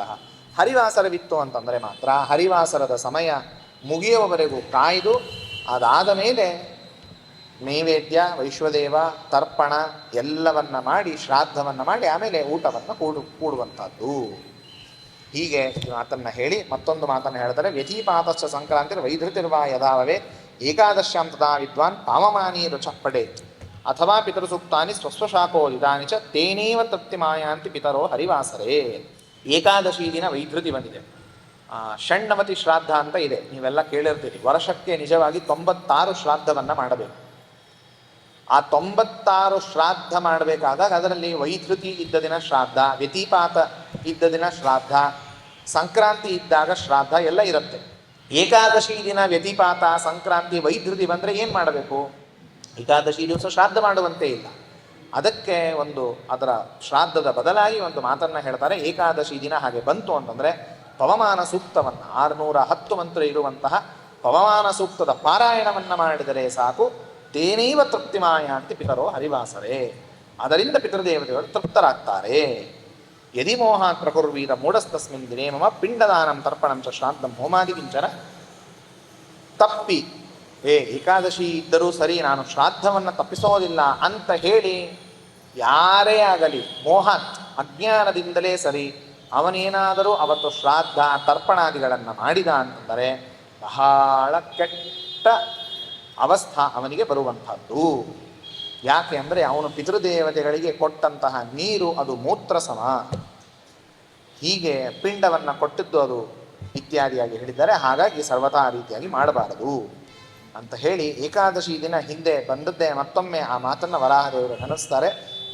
ದಶಮಿ, ಏಕಾದಶಿ, ದ್ವಾದಶಿ ಏನೇನನ್ನು ಮಾಡಬಾರದು ಅಂತಂದರೆ ಹಗಲೊತ್ತು ಮಲಗಬಾರದು, ತಾಂಬೂಲವನ್ನು ತಿನ್ನಬಾರದು, ಎಣ್ಣೆಯನ್ನು ಹಚ್ಚಬಾರದು, ಆಹಾರವನ್ನು ಸೇವಿಸಬಾರದು. ಹೀಗೆ ಎಲ್ಲವೂ ಮಾಡುವಂತಹದ್ದು. ವ್ಯರ್ಥವಾದ ಹರಟೆಯನ್ನು ಏಕಾದಶಿ ದಿನ ಮಾತಾಡಬಾರದು. ಆಟವನ್ನು ಆಡೋದು, ವ್ಯಾಯಾಮವನ್ನು ಮಾಡೋದು ಇತ್ಯಾದಿ, ಅಥವಾ ಶ್ಮಶ್ರುಕರ್ಮ ಕ್ಷೌರಾದಿಗಳನ್ನು ಮಾಡಿಸುವುದು ಇದು ಸರ್ವಥಾ ನಿಷಿದ್ಧ. ದಶಮಿ, ಏಕಾದಶಿ, ದ್ವಾದಶಿ ಸರ್ವಥಾ ಮಾಡಬಾರದು. ವ್ರತೇಶ್ವನ್ಯೇಷು ಕಾಮ್ಯೇಷು ಹಾನಿರಲ್ಪ ಫಲೇ ಸ್ಮೃತ ಇಕ್ಷುರಾಪೋ ಫಲಂ ಮೂಲಂ ತಾಂಬೂಲಂ ಭಯ ಔಷಧಂ ವಿಪ್ರಾರ್ಥನಾ ಗುರೋರ್ವಾಕ್ಯಂ ಗ್ರಂಥಿನೋ ಕಾಮಿಕವ್ರತಂ ಯದ್ಯೇಭಿರ್ಮದ್ವ್ರತಂ ಹನ್ಯಾತ್ ಮದ್ರೋಹಿ ಸ ಭವೇಂದ್ರಃ. ಇನ್ನು ಅತ್ಯಂತ ಅಶಕ್ತರಿದ್ದಾರೆ, ಅವರು ಹೇಗೆ ಮಾಡಬೇಕು ಏಕಾದಶಿ ವ್ರತವನ್ನು? ರೋಗಿಗಳಿದ್ದಾರೆ ಅಥವಾ ಗರ್ಭಿಣಿ ಸ್ತ್ರೀಯರಿದ್ದಾರೆ, ಬೇರೆ ಎಲ್ಲರಿಗೆ ಹೇಗೆ ವ್ಯವಸ್ಥೆ ಅಂತಂದರೆ ಅದಕ್ಕೆ ಪರಮಾತ್ಮ ಹೇಳ್ತಾನೆ, ಯದ್ಯಶಕ್ತೋತಿ ವೇಲಂ ಸ್ಯಾದ್ ಉಪವಾಸ ಕೃತೌ ನರಃ ಗರ್ಭಿಣಿ ಸೂತಿಕಾಬಾಲ ತೀರ್ಥಯಾತ್ರಾ ಕೃತಶ್ರಮ ಸಪಾದ ಮಾತ್ರಂ ಕುರುವೀತ ತೃಪ್ತ್ಯರ್ಥಂ ಫಲಭೋಕ್ಷಣಂ. ಅವತ್ತಿನ ದಿನ ಸರ್ವಥಾ ಮುಸುರೆ ಪದಾರ್ಥವನ್ನು ತಿನ್ನುವಂತೆ ಇಲ್ಲ. ಮುಸುರೆ ಅಲ್ಲದೆ ಇದ್ದಂತಹ ಪದಾರ್ಥಗಳನ್ನು ಅವಶ್ಯವಾಗಿ ಸೇವನೆ ಮಾಡಬಹುದು. ಎಷ್ಟನ್ನು ಸೇವನೆ ಮಾಡಬೇಕು ಅಂತಂದರೆ ಎಷ್ಟು ಅವರು ಪ್ರತಿನಿತ್ಯ ತಿಂತಾರೋ ಅದನ್ನು 4 ಭಾಗ ಮಾಡಿ ಅದರ 1 ಭಾಗವನ್ನು ಮಾತ್ರ ಸ್ವೀಕಾರ ಮಾಡಿ ಆ ಏಕಾದಶಿ ದಿನ ಕಳಿಬೇಕು. ತೃಪ್ತಿಯಾಗುವಷ್ಟು ಪೂರ್ಣ ತಿನ್ನಬಾರದು. ಅಶಕ್ತರಿದ್ದದ್ದಕ್ಕಾಗಿ ಅನಿವಾರ್ಯ ಆಹಾರವನ್ನು ಸೇವನೆ ಮಾಡಬೇಕಾಗಿದೆ. ಸಪಾದ ಮಾತ್ರಂ ಕುರುವೀತ,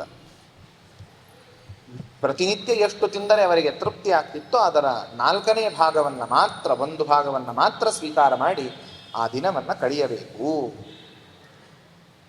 ಮಹಾಪದ್ಯಪಿ ಯೋಷ್ಣೀಯಾದನ್ನಂ ಏಕಾದಶಿ ದಿನೇ ತಸ್ಯಾಪರಾಧಂ ನ ಸಹೇ ಲಕ್ಷ್ಮ್ಯಾದಿ ಪ್ರಾರ್ಥಿತೋಪ್ಯಹಂ. ಮಹಾ ಆಪತ್ತು ಬಂದಿದೆ ಅವನಿಗೆ, ಅಂಥದ್ರಲ್ಲಿ ಮಹಾ ಆಪತ್ತು ಬಂದದ್ದಕ್ಕೆ ಏನೋ ಆಗಿ ನಾನು ಏಕಾದಶಿ ದಿನ ತಿಂದೆ ಅಂತಂದರೂ ಯಾವ ವ್ಯಕ್ತಿ ಯಾವ ಮನುಷ್ಯ ಏಕಾದಶಿ ದಿನ ಮಹಾ ಆಪತ್ತಿನಲ್ಲೇ ತಿಂದಿದ್ದರೂ ಅವನನ್ನು ಸರ್ವಥಾ ಕ್ಷಮೆ ಮಾಡೋದಿಲ್ಲ. ಎಷ್ಟರವರೆಗೂ ಕ್ಷಮೆ ಮಾಡೋದಿಲ್ಲ ಅಂತಂದರೆ ಲಕ್ಷ್ಮೀದೇವಿ ಬಂದು ದೇವರಿಗೆ ಪ್ರಾರ್ಥನೆ ಮಾಡಬೇಕು. ಏನೋ ಆಪತ್ತು ಬಂದದ್ದಕ್ಕೆ ಈ ವ್ಯಕ್ತಿ ನಿನ್ನ ಭಕ್ತ ಏಕಾದಶಿ ತಿಂದಿದ್ದಾನೆ, ಅವನನ್ನು ಕ್ಷಮೆ ಮಾಡು ಅಂತ ಕೇಳಿದ್ರು, ಲಕ್ಷ್ಮೀದೇವಿ ಬಂದು ಪ್ರಾರ್ಥನೆ ಮಾಡಿದ್ರು ಅವನನ್ನು ನಾನು ಕ್ಷಮೆ ಮಾಡೋದಿಲ್ಲ. ಸರ್ವಥಾ ಏಕಾದಶಿ ದಿನ ತಿನ್ನಬಾರದು. ತಸ್ಯಾಪರಾಧಂ ನ ಸಹೇ ಲಕ್ಷ್ಮ್ಯಾದಿ ಪ್ರಾರ್ಥಿತೋಪ್ಯಹಂ ಮಾಶಂ ಚ ಲವಣಂ ಮಾಂಸಂ ಯೋಷ್ಣೀಯಾತ್ ತಿಲಮಾತ್ರತಃ ಏಕಾದಶ್ಯಂ ತತಃ ಸರ್ವಮೃತಂ ನಿಷ್ಫಲತಾಂ ವ್ರಜೇತ್ ಯಾವಂತಸ್ತ್ರಿಷು ಲೋಕೇಷು ವಿದ್ಯಂತೆ ಪಾಪರಾಶಯ ಅನ್ನಮಾಶ್ರಿತ್ಯ ತಿಷ್ಠಂತಿ ಸಂಪ್ರಾಪ್ತೆ ಹರಿವಾಸರೇ. ಏಕಾದಶಿ ದಿನ ಅನ್ನದೊಳಗೆ ಏನೇನು ತಿನ್ನುವ ಪದಾರ್ಥವಿದೆಯೋ ಆ ತಿನ್ನುವ ಪದಾರ್ಥದಲ್ಲಿ ಇಡೀ ಜಗತ್ತಿನಲ್ಲಿ 3 ಲೋಕಗಳಲ್ಲಿ ಏನೇನೇನೇನೇನೇನು ಪಾಪಗಳು ಅಂತಿದೆಯೋ ಆ ಎಲ್ಲ ಪಾಪಗಳು ಆ ತಿನ್ನುವ ಪದಾರ್ಥದಲ್ಲಿ ಬಂದು ಕೂತಿರ್ತದೆ. ಅದನ್ನು ನಾವು ತಿಂದರೆ ಆ ಎಲ್ಲ ಪಾಪ ನಮಗೆ ಬರುತ್ತೆ. ಯಾವಂತಸ್ತ್ರಿಷು ಲೋಕೇಶು ವಿದ್ಯಂತೆ ಪಾಪರಾಶಯ ಅನ್ನಮಾಶ್ರಿತ್ಯ ತಿಷ್ಟಂತಿ ಸಂಪ್ರಾಪ್ತೆ ಹರಿವಾಸರೆ ಅತಸ್ತಸ್ಮಿನ್ ದಿನೇ ಗಂಧಮಪ್ಯನ್ನಸ್ಯ ವಿವರ್ಜಯೇ. ತಿನ್ನುವ ಪದಾರ್ಥದ ವಾಸನೆಯನ್ನು ನೋಡಬಾರದು ಏಕಾದಶಿ ದಿನ. ಹೀಗೆ ಹೇಳುವಂಥದ್ದು. ಫಲಂ ತ್ರಿತಯ ಸಂಯೋಗಾದನ್ನಂ ಭವತಿ ತಕ್ಷಣ ಇಕ್ಷೋ ವಿಕಾರಸ್ತಸ್ಯಸ್ತು ಯಾವಂತ ಕೇವಲಸ್ಯ ಚ. ಏನನ್ನೂ ತಿನ್ನಬಾರದು. ಅನಿಷಿದ್ಧಾನಿ ಮೂಲಾನಿ ತಥಾ ಕಂದಾದಿಕಂ ಚಯತ್ ವಿನೋದಕೇನ ಯತ್ಪಕ್ವಂ ಧಾನ್ಯಂ ಮೆಚ್ಚಕೃತಾದಿನ ಏತಾನಿ ಫಲಸಂಜ್ಞಾನಿ ಯೋತ್ಯಶಕ್ತೋ ದಿನೇ ಮಮ ಪಾದಶೋಷ್ಣಾತಿ ಯಸ್ತೃಪ್ತೆ ಸಂಪೂರ್ಣಂ ತತ್ಫಲಂ ವ್ರಜೇತ್. ಮತ್ತೆ ಆ ಮಾತನ್ನು ವರಾಹದೇವರು ಹೇಳ್ತಾರೆ. ಏಕಾದಶಿ ದಿನ ಅತ್ಯಂತ ಅಶಕ್ತನಾದ ಅಂತಂದರೆ ಮಾತ್ರ ತಿನ್ನಬೇಕು.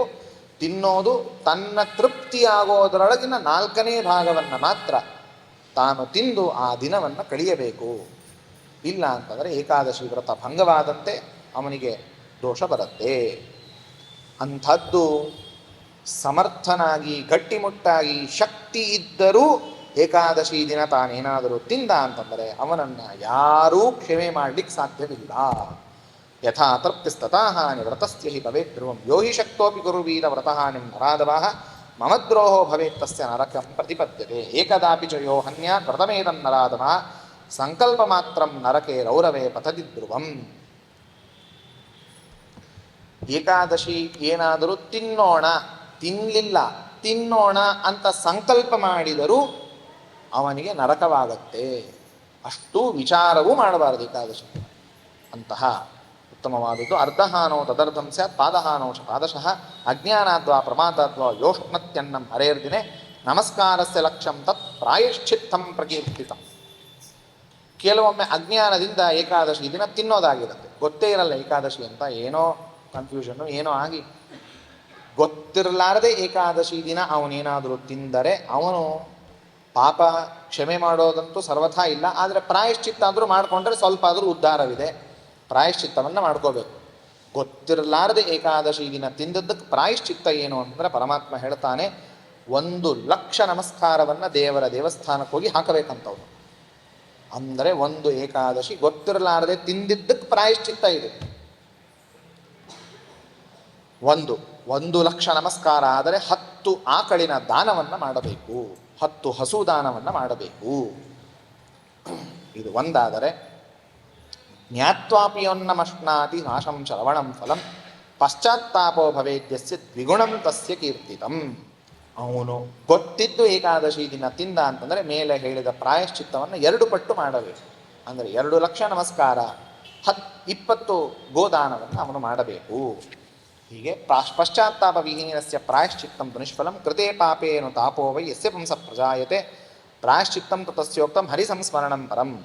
10,000 ಗಾಯತ್ರಿ ಜಪವನ್ನು ಮಾಡಬೇಕು. ಬ್ರಾಹ್ಮಣನಿಗೆ ಸಾಧ್ಯವಾದರೆ ಒಂದು ಊರನ್ನು ದಾನ ಮಾಡಬೇಕು. ಭೂದಾನ ಪ್ರಾಯಶ್ಚಿತ್ತಕ್ಕೆ ಹೇಳಿದ್ದು ಒಂದು ಭಾಗ ಅಲ್ಲ, ಒಂದು ಊರನ್ನು ದಾನ ಮಾಡಬೇಕು. ಇದು ಪ್ರಾಯಶ್ಚಿತ್ತ ಅಂತ ಅನ್ನಿಸ್ಕೊಳ್ತದೆ.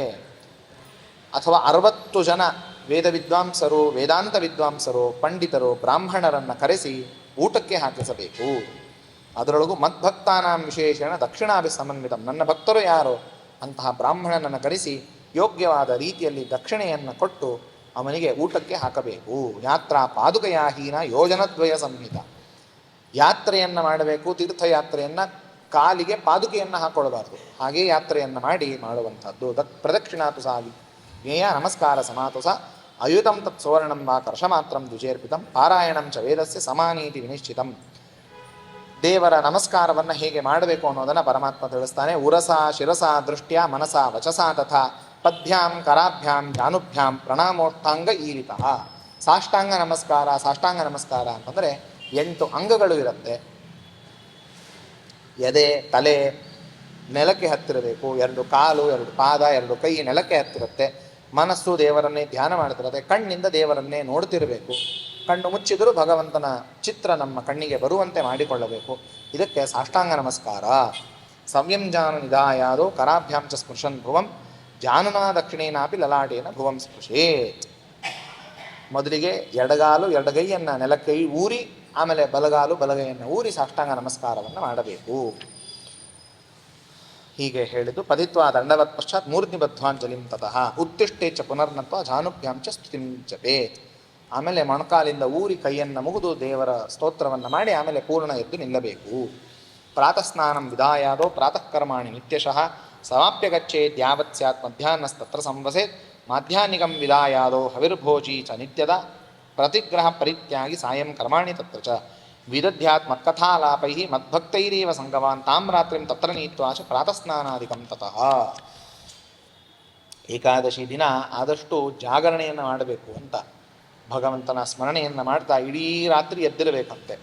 ಬೆಳಿಗ್ಗೆ ಏಕಾದಶಿ ಎಲ್ಲ ಕರ್ಮಗಳನ್ನು ಮುಗಿಸಿ ಪೂಜೆಯನ್ನು ಮುಗಿಸಿ ಎಲ್ಲ ಆದ ಮೇಲೆ ಸಾಯಂಕಾಲ ಮತ್ತೆ ದೇವರಿಗೆ ಮಂಗಳಾರತಿಯನ್ನು ಮಾಡಿ ಸ್ತೋತ್ರವನ್ನು ಮಾಡಿ ಹರಿವಾಣ ಸೇವೆಯನ್ನೆಲ್ಲ ಮುಗಿಸಿ ದೇವರ ಭಜನೆಯನ್ನು ಮಾಡ್ತಾ ಕೂತಿರಬೇಕು ದ್ವಾದಶಿ ಬೆಳಿಗ್ಗೆ ಬರೋವರೆಗೂ. ದ್ವಾದಶಿ ಬೆಳಿಗ್ಗೆ ಎದ್ದು ಸ್ನಾನಾದಿಗಳನ್ನು ಮಾಡಿ ದೇವರ ಪೂಜೆಯನ್ನು ಮಾಡಿ ದೇವರಿಗೆ ನೈವೇದ್ಯವನ್ನು ಮಾಡಿ ಪಾರಣೆಯನ್ನು ಮಾಡುವಂಥದ್ದು.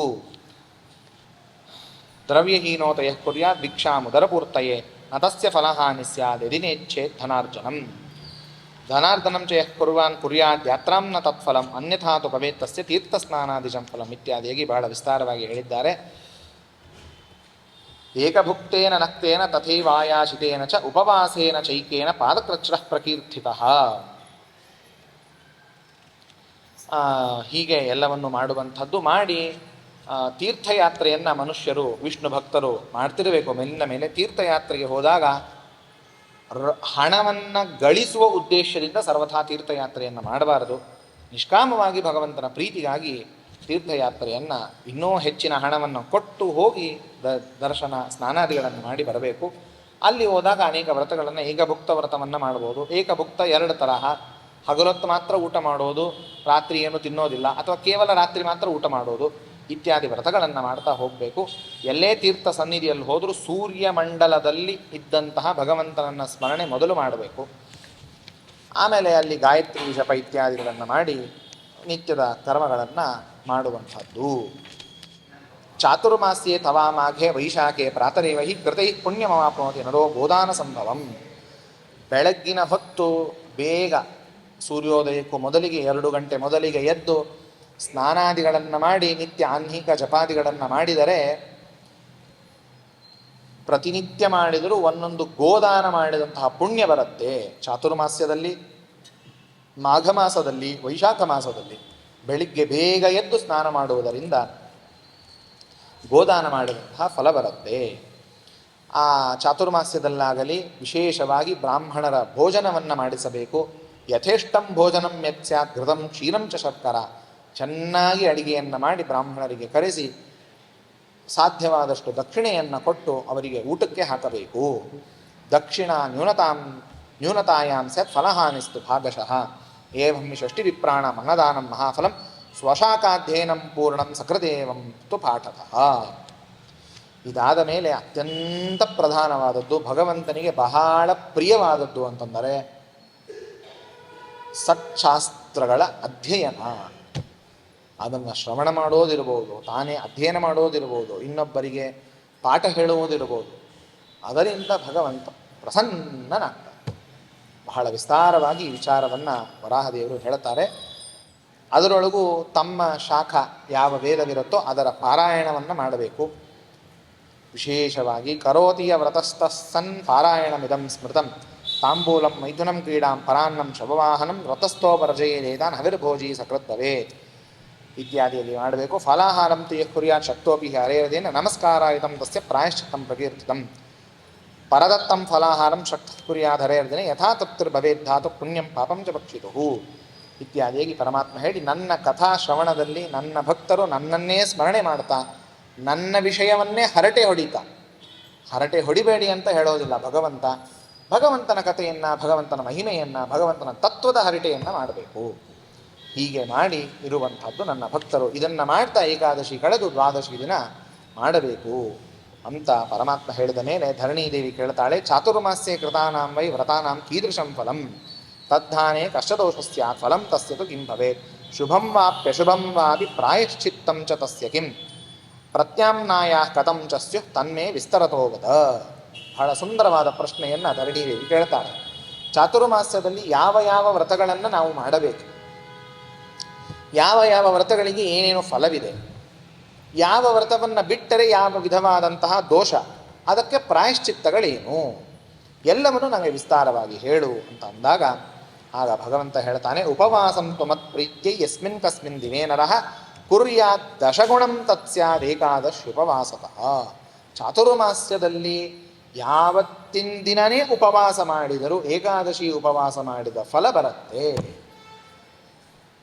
ಅಂತಹ ಉತ್ತಮವಾದಂಥದ್ದು ಭಗವಂತನಿಗೆ ಅತ್ಯಂತ ಪ್ರಿಯವಾದದ್ದು ಉಪವಾಸ ವ್ರತ. ಯಾರು ಈ ರೀತಿಯಾಗಿ ಚಾತುರ್ಮಾಸ್ಯದಲ್ಲಿ ಮೇಲಿಂದ ಮೇಲೆ ಉಪವಾಸ ವ್ರತಗಳನ್ನು ಮಾಡ್ತಾರೋ ಅವರಿಗೆ ಒಂದು ಕಲ್ಪದವರೆಗೂ ನಾನು ನನ್ನ ವೈಕುಂಠ ಲೋಕದಲ್ಲಿ ಅವರನ್ನು ಇರಿಸ್ಕೊತೀನಿ. ಮೋಕ್ಷ ಕೊಡೋದು ಮುಂದಿಂದು, ಅದಕ್ಕೂ ಮೊದಲಿಗೆ ತನ್ನ ಲೋಕದಲ್ಲಿರಿಸ್ಕೊಂಡು ಸುಖವನ್ನು ಸ್ವರ್ಗದ ತರಹ ಇಟ್ಟುಕೊಳ್ಳುವಂಥದ್ದು. ತಾವತ್ತೇವ ಭವೇದ್ರಾತಿ ಕಲ್ಪೋ ಹೋರಾತ್ರ ಮುಚ್ಚತೆ ವ್ರತಹಾನಿರ್ಭವೇದ್ಯಸ ಸಕಲ್ಪಂ ನರಕೇವಸೆ ಇತ್ಯಾದಿಯಾಗಿ ಹೇಳಿ ತಥೋ ದಶಗಣಂ ಪ್ರೋಕ್ತಂ ಚಾತುರ್ಮಾಸ್ಯೇ ತತ್ಫಲಂ ಏಕಾದಶ್ಯಾಂ ಭವೇದ್ಧಾನಿ ಚಾತುರ್ಮಾಸ್ಯೇ ಇರಾದದ. ಏಕಾದಶಿ ದಿನ ಚಾತುರ್ಮಾಸ್ಯದಲ್ಲಿ ಏಕಾದಶಿ ವ್ರತ ಭಂಗವಾದರೆ, ಹಿಂದೆ ಏಕಾದಶಿ ವ್ರತ ಭಂಗವಾದದ್ದಕ್ಕೆ ಪ್ರಾಯಶ್ಚಿತ್ತಗಳನ್ನು ಭಗವಂತ ಹೇಳಿದ, ಏನು ದೋಷ ಬರುತ್ತೆ ಅನ್ನೋದನ್ನು ಹೇಳಿದ. ಕದಾಚಿತ್ ಚಾತುರ್ಮಾಸ್ಯದಲ್ಲೇ ವ್ರತಹಾನಿಯಾದರೆ, ಏಕಾದಶಿ ಲೋಪವಾದರೆ ಆಗ ದಶಲಕ್ಷ ನಮಸ್ಕಾರ ಕರ್ತವ್ಯ ದೋಷಮುಕ್ತಯೇ. ಆ ದೋಷ ಅವನಿಗೆ ಹೋಗಬೇಕು ಅಂತಂದರೆ 10 ಲಕ್ಷ ನಮಸ್ಕಾರವನ್ನು ಹಾಕಬೇಕಂತೆ. ಹೀಗೆ ಬಹಳ ಘೋರವಾಗಿ ಇರುವಂಥದ್ದು. ಅನ್ಯತಾ ದಶಕಲ್ಪಾಂಶ್ಚ ರೌರವೇ ನರಕೇ ವಸೆ. ಇಲ್ಲ ಅಂತಂದರೆ 10 ಕಲ್ಪದವರೆಗೆ ರೌರವ ನರಕದಲ್ಲಿ ಬಿದ್ದು ಆ ಜೀವ ಒದ್ದಾಡ್ತಾನೆ. ಹಾಗಾಗಿ ಅಂತಹ ಘೋರವಾದಂತಹ ಪರಿಸ್ಥಿತಿ ಇದೆ. ಇಷ್ಟನ್ನು ಹೇಳಿ ಇನ್ನು ಬೇರೆ ಬೇರೆ ವ್ರತಗಳನ್ನು ಚಾತುರ್ಮಾಸದಲ್ಲಿ ಮಾಡುವಂಥದ್ದನ್ನು ಭಗವಂತ ಹೇಳ್ತಾನೆ. ಉಪವಾಸ 2 ತರಹ ಮಾಡಬಹುದು ಚಾತುರ್ಮಾಸದಲ್ಲಿ. ಒಂದು ಸಾಂತರ ಉಪವಾಸ, ಇನ್ನೊಂದು ನಿರಂತರ ಉಪವಾಸ ಅಂತ. ಧಾರಣಾಪಾರಣ ವ್ರತ ಅಂತ ನೀವೆಲ್ಲ ಕೇಳಿರ್ತೀರಿ, ಧಾರಣೆ ಪಾರಣೆ ವ್ರತ ಅಂತ. ಈ ಧಾರಣೆ ಪಾರಣೆ ವ್ರತ ಇದು ಸಾಂತರವಾದಂತಹ ಉಪವಾಸ. ಇದನ್ನು ಹೇಗೆ ಮಾಡೋದು ಅಂತಂದರೆ, ಒಂದು ದಿನ ಉಪವಾಸ, ಮರುದಿನ ಪಾರಣೆ, ಅದರ ಮರುದಿನ ಮತ್ತೆ ಉಪವಾಸ, ಪೂರ್ಣ ಏಕಾದಶಿ ತರಹ ಉಪವಾಸ, ಅದರ ಮರುದಿನ ಪಾರಣೆ. ಹೀಗೆ 4 ತಿಂಗಳು ಮಾಡಬಹುದು. ಇಲ್ಲ ಅಂತಂದರೆ ವಿಶೇಷವಾಗಿ ಆಷಾಢ ಮಾಸ ಕಾರ್ತಿಕ ಮಾಸದಲ್ಲಿ ಮಾಡ್ತಾರೆ. ಅಂದರೆ ಈ ಮೊದಲನೇ ಶಾಖವ್ರತ ಮತ್ತು ಕಾರ್ತಿಕ ಮಾಸದಲ್ಲಿ ಆ ಹೊತ್ತಿಗೆ ಮಾಡುವಂಥದ್ದು. ಪ್ರಥಮೇಹನ್ಯುಪೋಷ್ಯಾಪಿ ದ್ವಿತೀಯಹನ್ಯುಪೋಷೆ ದ್ವಿಗುಣಂ ತತ್ಫಲಂ ಪ್ರೋಕ್ತಂ ತೃತೀಯೇ ತ್ರಿಗುಣಂ ಫಲಂ ದಿನವೃದ್ಧ್ಯಾ ಭವೇದೇವ ಫಲವೃದ್ಧಿರುಪೋಷಣೆ. ಇದು ಒಂದು ತರಹ. ಆದರೆ ನಿರಂತರ ಉಪವಾಸ ಅಂತ ಒಂದು. ನಿರಂತರ ಉಪವಾಸ ಅಂತಂದರೆ ಏಕಾದಶಿಯಿಂದ ಪ್ರಾರಂಭ ಮಾಡಿ ಕನಿಷ್ಠ ಪಕ್ಷ 12 ದಿನದವರೆಗೂ ನಿರ್ಜಲ ಉಪವಾಸವನ್ನು ಮಾಡೋದು. ಅಲ್ಲ, ಅಸಾಧ್ಯೇನಲ್ಲ. 26 ದಿನ ಉಪವಾಸ ಮಾಡಿದವರಿದ್ದಾರೆ ಇವತ್ತಿಗೆ. ನಿರಂತರಂ ದ್ವಾದಶಾಹ ಉಪವಾಸಂ ಕರೋತಿ ಯಃ ಪರಾಕಃ ಸಹಿ ವಿಜ್ಞೇಯ ತತ್ಫಲಂ ಕಥಯಾಮಿದೆ. ಅಶಿತೇರುಪವಾಸಾನಾಂ ಸಫಲಂ ಪ್ರಾಪ್ನುಯಾನ್ನರಃ ಪಕ್ಷೋಪವಾಸಂ ಯಃ ಕುರ್ಯಾತ್ 20+100. 12 ದಿನ ಮಾಡೋದು ಶ್ರೇಷ್ಠ. ಇಲ್ಲ ಅಂತಂದರೆ ಸಾಧ್ಯವಿದ್ದವರು ಕನಿಷ್ಠ ಒಂದು ಪಕ್ಷ 15 ದಿನಗಳವರೆಗೆ ಉಪವಾಸವನ್ನು ಮಾಡಿ ನಿರಂತರ ಉಪವಾಸ ಅದನ್ನು ಸಮರ್ಪಣೆ ಮಾಡಿದರೆ ಭಗವಂತ ಪ್ರಸನ್ನನಾಗ್ತಾನೆ. ಮೊನ್ನೆ ಮುಗಿದೋಯ್ತು, ಇವತ್ತು ಶುರು ಮಾಡಿದರೆ ಪುಣ್ಯ ಬರ್ತಿತ್ತು. ಫಲಂ ಪಂಚಶತಾನಾಂಸ ಲಂಘನಾನಾಂ ಲಭೇತ್ ಧ್ರುವಂ ಮಾಸೋಪೋಷಣ ತುರ್ಯಾಂಶಂ ಲಭೇತ್ ಚಾಂದ್ರಾಯಣಾದಪಿ.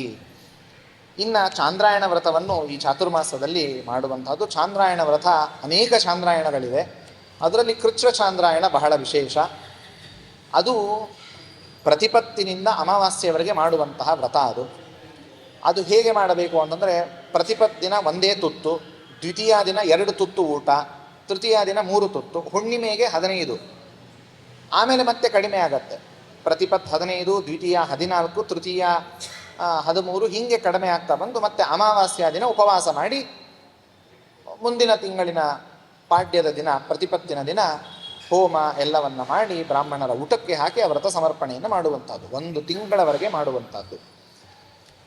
ಹೀಗೆ ಆ ವ್ರತವನ್ನು ಮಾಡ್ಬೋದು. ಇಲ್ಲ ಪ್ರಾಜಾಪತ್ಯ ಕೃಚ್ಛ್ರ ಅಂತಲೂ ಇದೆ, 12 ದಿನ ಮಾಡುವಂತಹ ಒಂದು ಉಪವಾಸ. ಅದು 4 ದಿನದ 3 ಸೆಟ್ ಇರುತ್ತದು. 1 ದಿನ ಕೇವಲ ಹಗಲು ಊಟ ಮಾಡಬೇಕು, ಅದರೊಳಗೂ ಉಂಡೂಟ ಕುಡಿದು ನೀರು ಅಂತಾರಲ್ಲ ಹಾಗೆ. ಬೆಳಿಗ್ಗೆ ಒಪ್ಪತ್ತು ಊಟ ಮಾಡಿ ನೀರು ಕುಡಿದು ಎದ್ದರೆ ಮುಗೀತು. ಮರುದಿನ ರಾತ್ರಿ ಮಾತ್ರ ಊಟ ಮಾಡಬೇಕು, ಹಗಲೊತ್ತೇನೂ ಊಟ ಮಾಡುವಂತಿಲ್ಲ. ಅದರ ಮರುದಿನ ಪೂರ್ಣ ಏಕಾದಶಿಯಂತೆ ಉಪವಾಸ.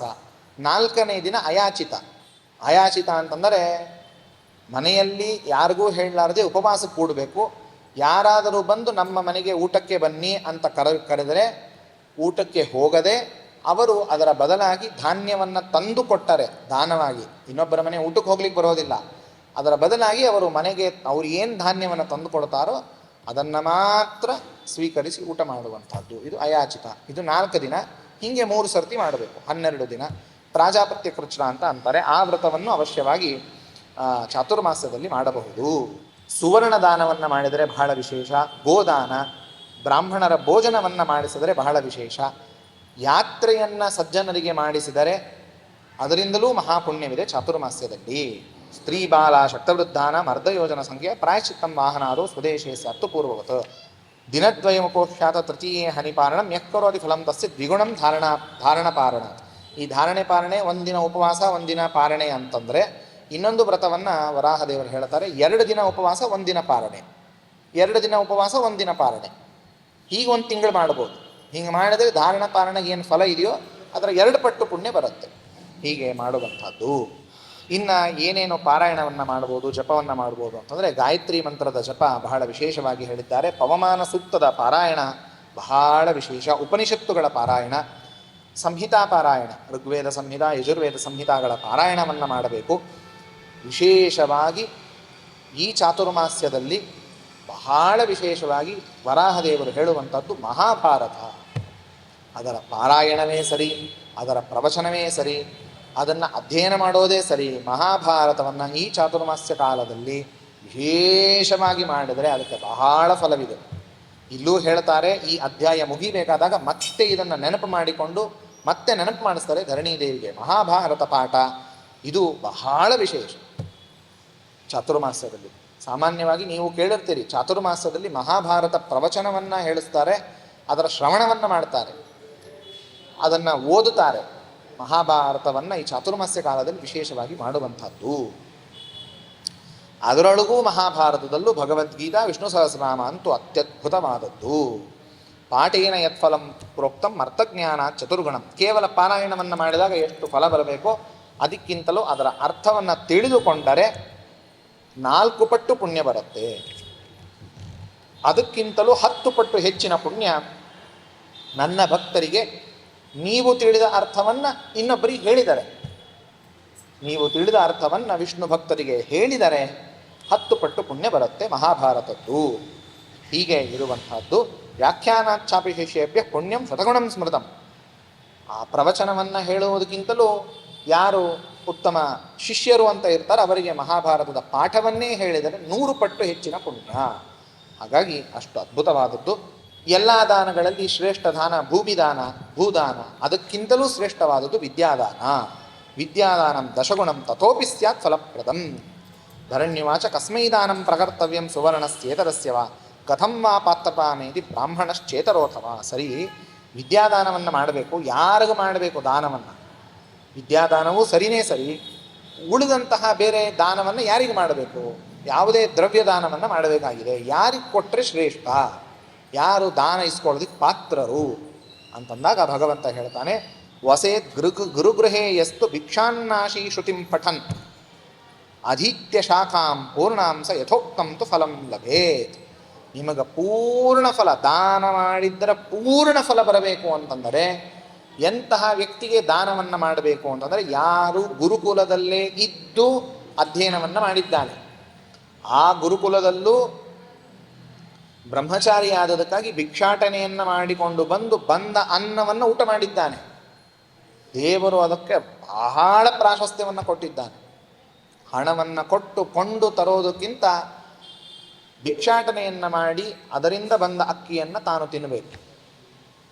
ಇಂತಹ ವ್ಯಕ್ತಿ ಗುರುಕುಲದಲ್ಲಿ ಇದ್ದು ಭಿಕ್ಷಾಟನೆಯನ್ನು ಮಾಡಿ ಊಟವನ್ನು ಮಾಡ್ತಾ, ವೇದಾಧ್ಯಯನವನ್ನು ಮಾಡ್ತಾ, ತನ್ನ ಸ್ವಶಾಖಾವನ್ನು ಅಧ್ಯಯನ ಮಾಡಿ ಪೂರ್ಣ ಶಾಸ್ತ್ರವನ್ನು ಚೆನ್ನಾಗಿ ಗುರುಗಳಿಂದ ಕಲಿತಂತಹ ವ್ಯಕ್ತಿಗೆ ದಾನವನ್ನು ಕೊಟ್ಟರೆ ಯಥೋಕ್ತಂತು ಫಲಂ ಲಭೇತ್.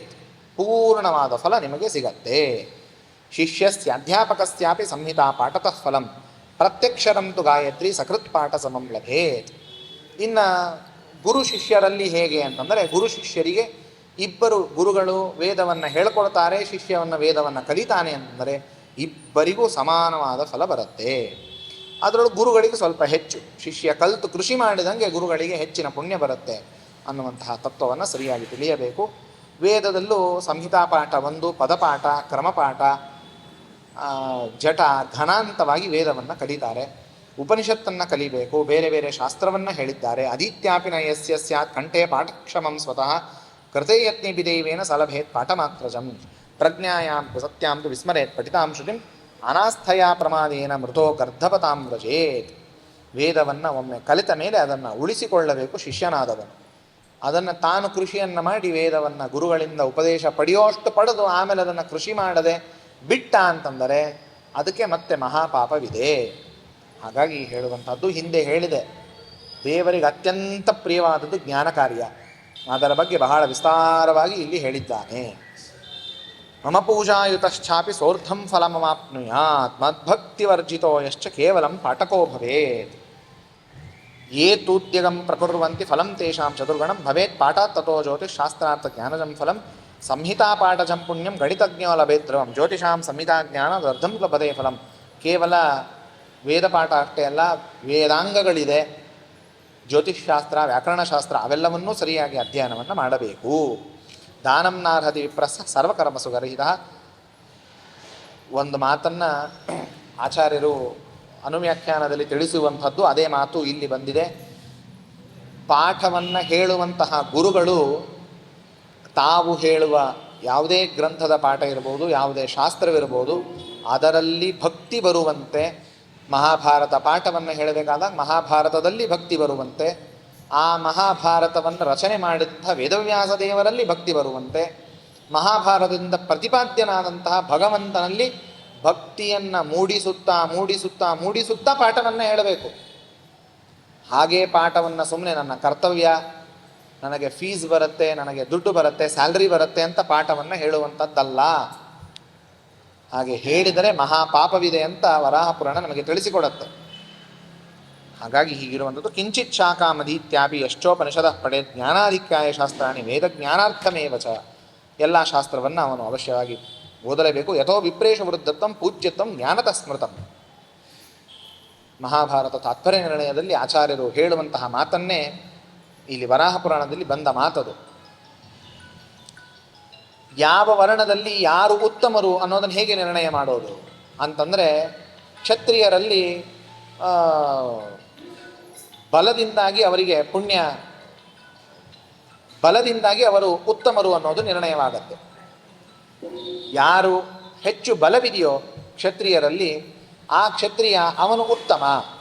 ಬಲವನ್ನು ನೋಡಿಕೊಂಡು ಅವನು ಉತ್ತಮನೋ ಅಧಮನೋ ಅಂತ ನಿರ್ಣಯ ಮಾಡೋದಾದರೆ, ಬ್ರಾಹ್ಮಣರಲ್ಲಿ ಯಾರು ಉತ್ತಮರು, ಯಾರು ಪೂಜ್ಯರು ಅಂತಂದರೆ ಯಾರಲ್ಲಿ ಹೆಚ್ಚು ಜ್ಞಾನವಿದೆಯೋ ಅವನು ಪೂಜ್ಯ. ಜ್ಞಾನವನ್ನು ನೋಡಿಕೊಂಡು ಅವನು ಉತ್ತಮನು, ಪೂಜ್ಯನು ಅನ್ನೋದನ್ನು ನಿರ್ಣಯ ಮಾಡುವಂಥದ್ದು. ಹಾಗಾಗಿ ಹೇಳುವಂಥದ್ದು ಜ್ಞಾನಾಧಿಕ್ಯೇನ ತೇಷು ಸ್ಯಾತ್ ಪಾತ್ರಾಪಾತ್ರ ವಿಚಾರಣ. ಹಾಗಾದ್ರೆ ಯಾರಿಗೆ ದಾನ ಕೊಡಬೇಕು ಅಂತ ನಿನ್ನ ಪ್ರಶ್ನೆ, ಯಾರು ದಾನಕ್ಕೆ ಪಾತ್ರರು ಅಂತ ನೀನು ಕೇಳಿದೆ.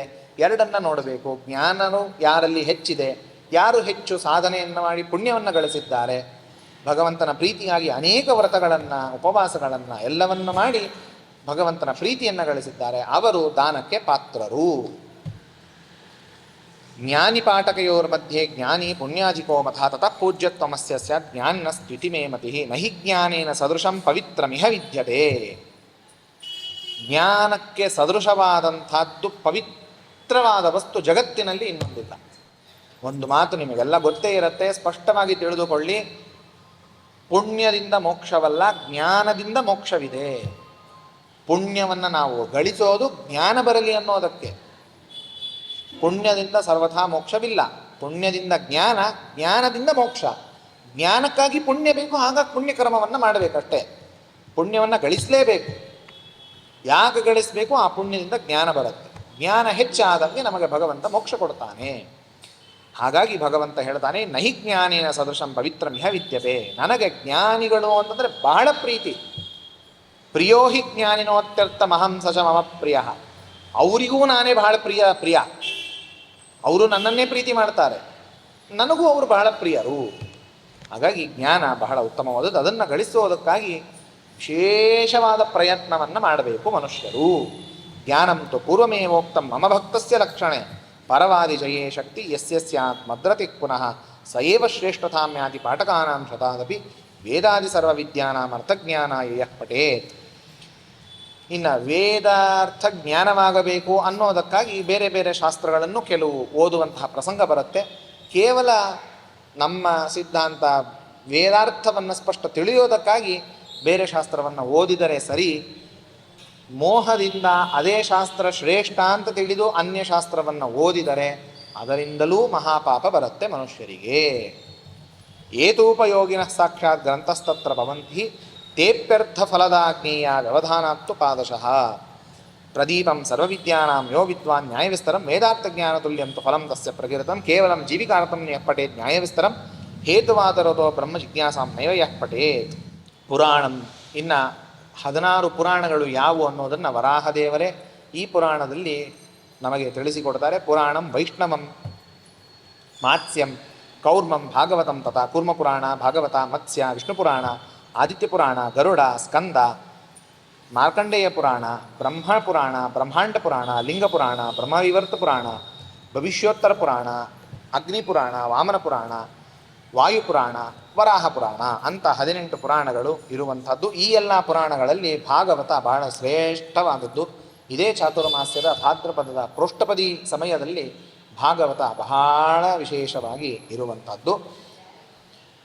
ವಕ್ತು ಸ್ಯಾತ್ ದ್ವಿಗುಣಂ ಪುಣ್ಯಂ ವ್ಯಾಖ್ಯಾತುಶ್ಚ ಶತಾಧಿಕಂ. ಯಾರು ಭಾಗವತ ಶ್ರವಣವನ್ನು ಮಾಡ್ತಾರೆ ಅವರಿಗೆ ಸಮಗ್ರವಾದ ವೇದವನ್ನು ಶ್ರವಣ ಮಾಡಿದಂತಹ ಪುಣ್ಯ ಬರುತ್ತೆ. ಆ ಭಾಗವತನ್ನು ಯಾರು ಹೇಳ್ತಾರೋ ಅವನಿಗೆ 2 ಪಟ್ಟು ಪುಣ್ಯ. ಶಿಷ್ಯನಿಗೆ ಅದನ್ನು ಪಾಠವನ್ನೇ ಹೇಳಿದರೆ 100 ಪಟ್ಟು ಪುಣ್ಯ ಅವನಿಗೆ ಬರುತ್ತೆ. ಇನ್ನು ಬೇರೆ ಬೇರೆ ಪುರಾಣಗಳು ಹೇಳಿದ್ದಾರೆ. ಎಲ್ಲ ಪುರಾಣಗಳು ಇಲ್ಲಿ ಸಾತ್ವಿಕ ಪುರಾಣ ರಾಜಸ ಪುರಾಣ ತಾಮಸ ಪುರಾಣ ಅಂತ 6 ಪುರಾಣಗಳ 3 ಸೆಟ್ಟನ್ನು ವಿಭಾಗವನ್ನು ಮಾಡಿದ್ದಾರೆ. ಎಲ್ಲ ಪುರಾಣಗಳಲ್ಲೂ ವಿಷ್ಣು ಸರ್ವೋತ್ತಮತ್ವವನ್ನೇ ಹೇಳಿದ್ದು. ಆದರೆ ಸಾತ್ವಿಕ ಪುರಾಣದಲ್ಲಿ ಕೇವಲ ವಿಷ್ಣು ಸರ್ವೋತ್ತಮತ್ವವನ್ನು ಹೇಳಿದ್ದಾರೆ. ರಾಜಸ ತಾಮಸ ಪುರಾಣಗಳಲ್ಲಿ ದುಷ್ಟರನ್ನು ಮೋಹನ ಮಾಡೋದಕ್ಕಾಗಿ ಭಗವಂತ ಕೆಲವು ಭಾಗಗಳಲ್ಲಿ ಬೇರೆ ಬೇರೆ ದೇವತೆಗಳು ಸರ್ವೋತ್ತಮ ಅನ್ನುವಂತೆ ಕೆಲವು ವಿಷಯಗಳನ್ನು ಪ್ರತಿಪಾದನೆ ಮಾಡಿದ್ದಾನೆ. ಅನ್ನೋದಕ್ಕಾಗಿ ಅವು ರಾಜಸ ತಾಮಸ ಪುರಾಣವೇ ಹೊರತು ಬೇರೆ ಆ ರಾಜಸ ತಾಮಸ ಪುರಾಣದಲ್ಲೂ ಬಂದ ವಿಷ್ಣು ಸರ್ವೋತ್ತಮತ್ವಕ್ಕೆ ಅನುಕೂಲವಾದ ಅಂಶಗಳನ್ನು ನಾವು ಅವಶ್ಯವಾಗಿ ತೆಗೆದುಕೊಂಡು ಆ ರೀತಿಯಾಗಿ ತಿಳಿಯಬೇಕಾದದ್ದು. ಇಷ್ಟು ಒಂದಾದರೆ ಅದನ್ನೇ ಇಲ್ಲಿ ಹೇಳಿದ್ದು. ಮಹಿಮ್ನ ಕೀರ್ತನಂ ಯತ್ರ ಮಮಸ್ಯಾನ್ ಮದ್ವ್ರತಸ್ಯ ಚ ಮದ್ಭಕ್ತಸ್ಯಾತವಾ ಯತ್ರ ತದ್ವೇದಾರ್ಥ ಫಲಂ ಸ್ಮೃತಂ. ಇದಾದ ಮೇಲೆ 12 ಉಪಪುರಾಣಗಳಿದೆ.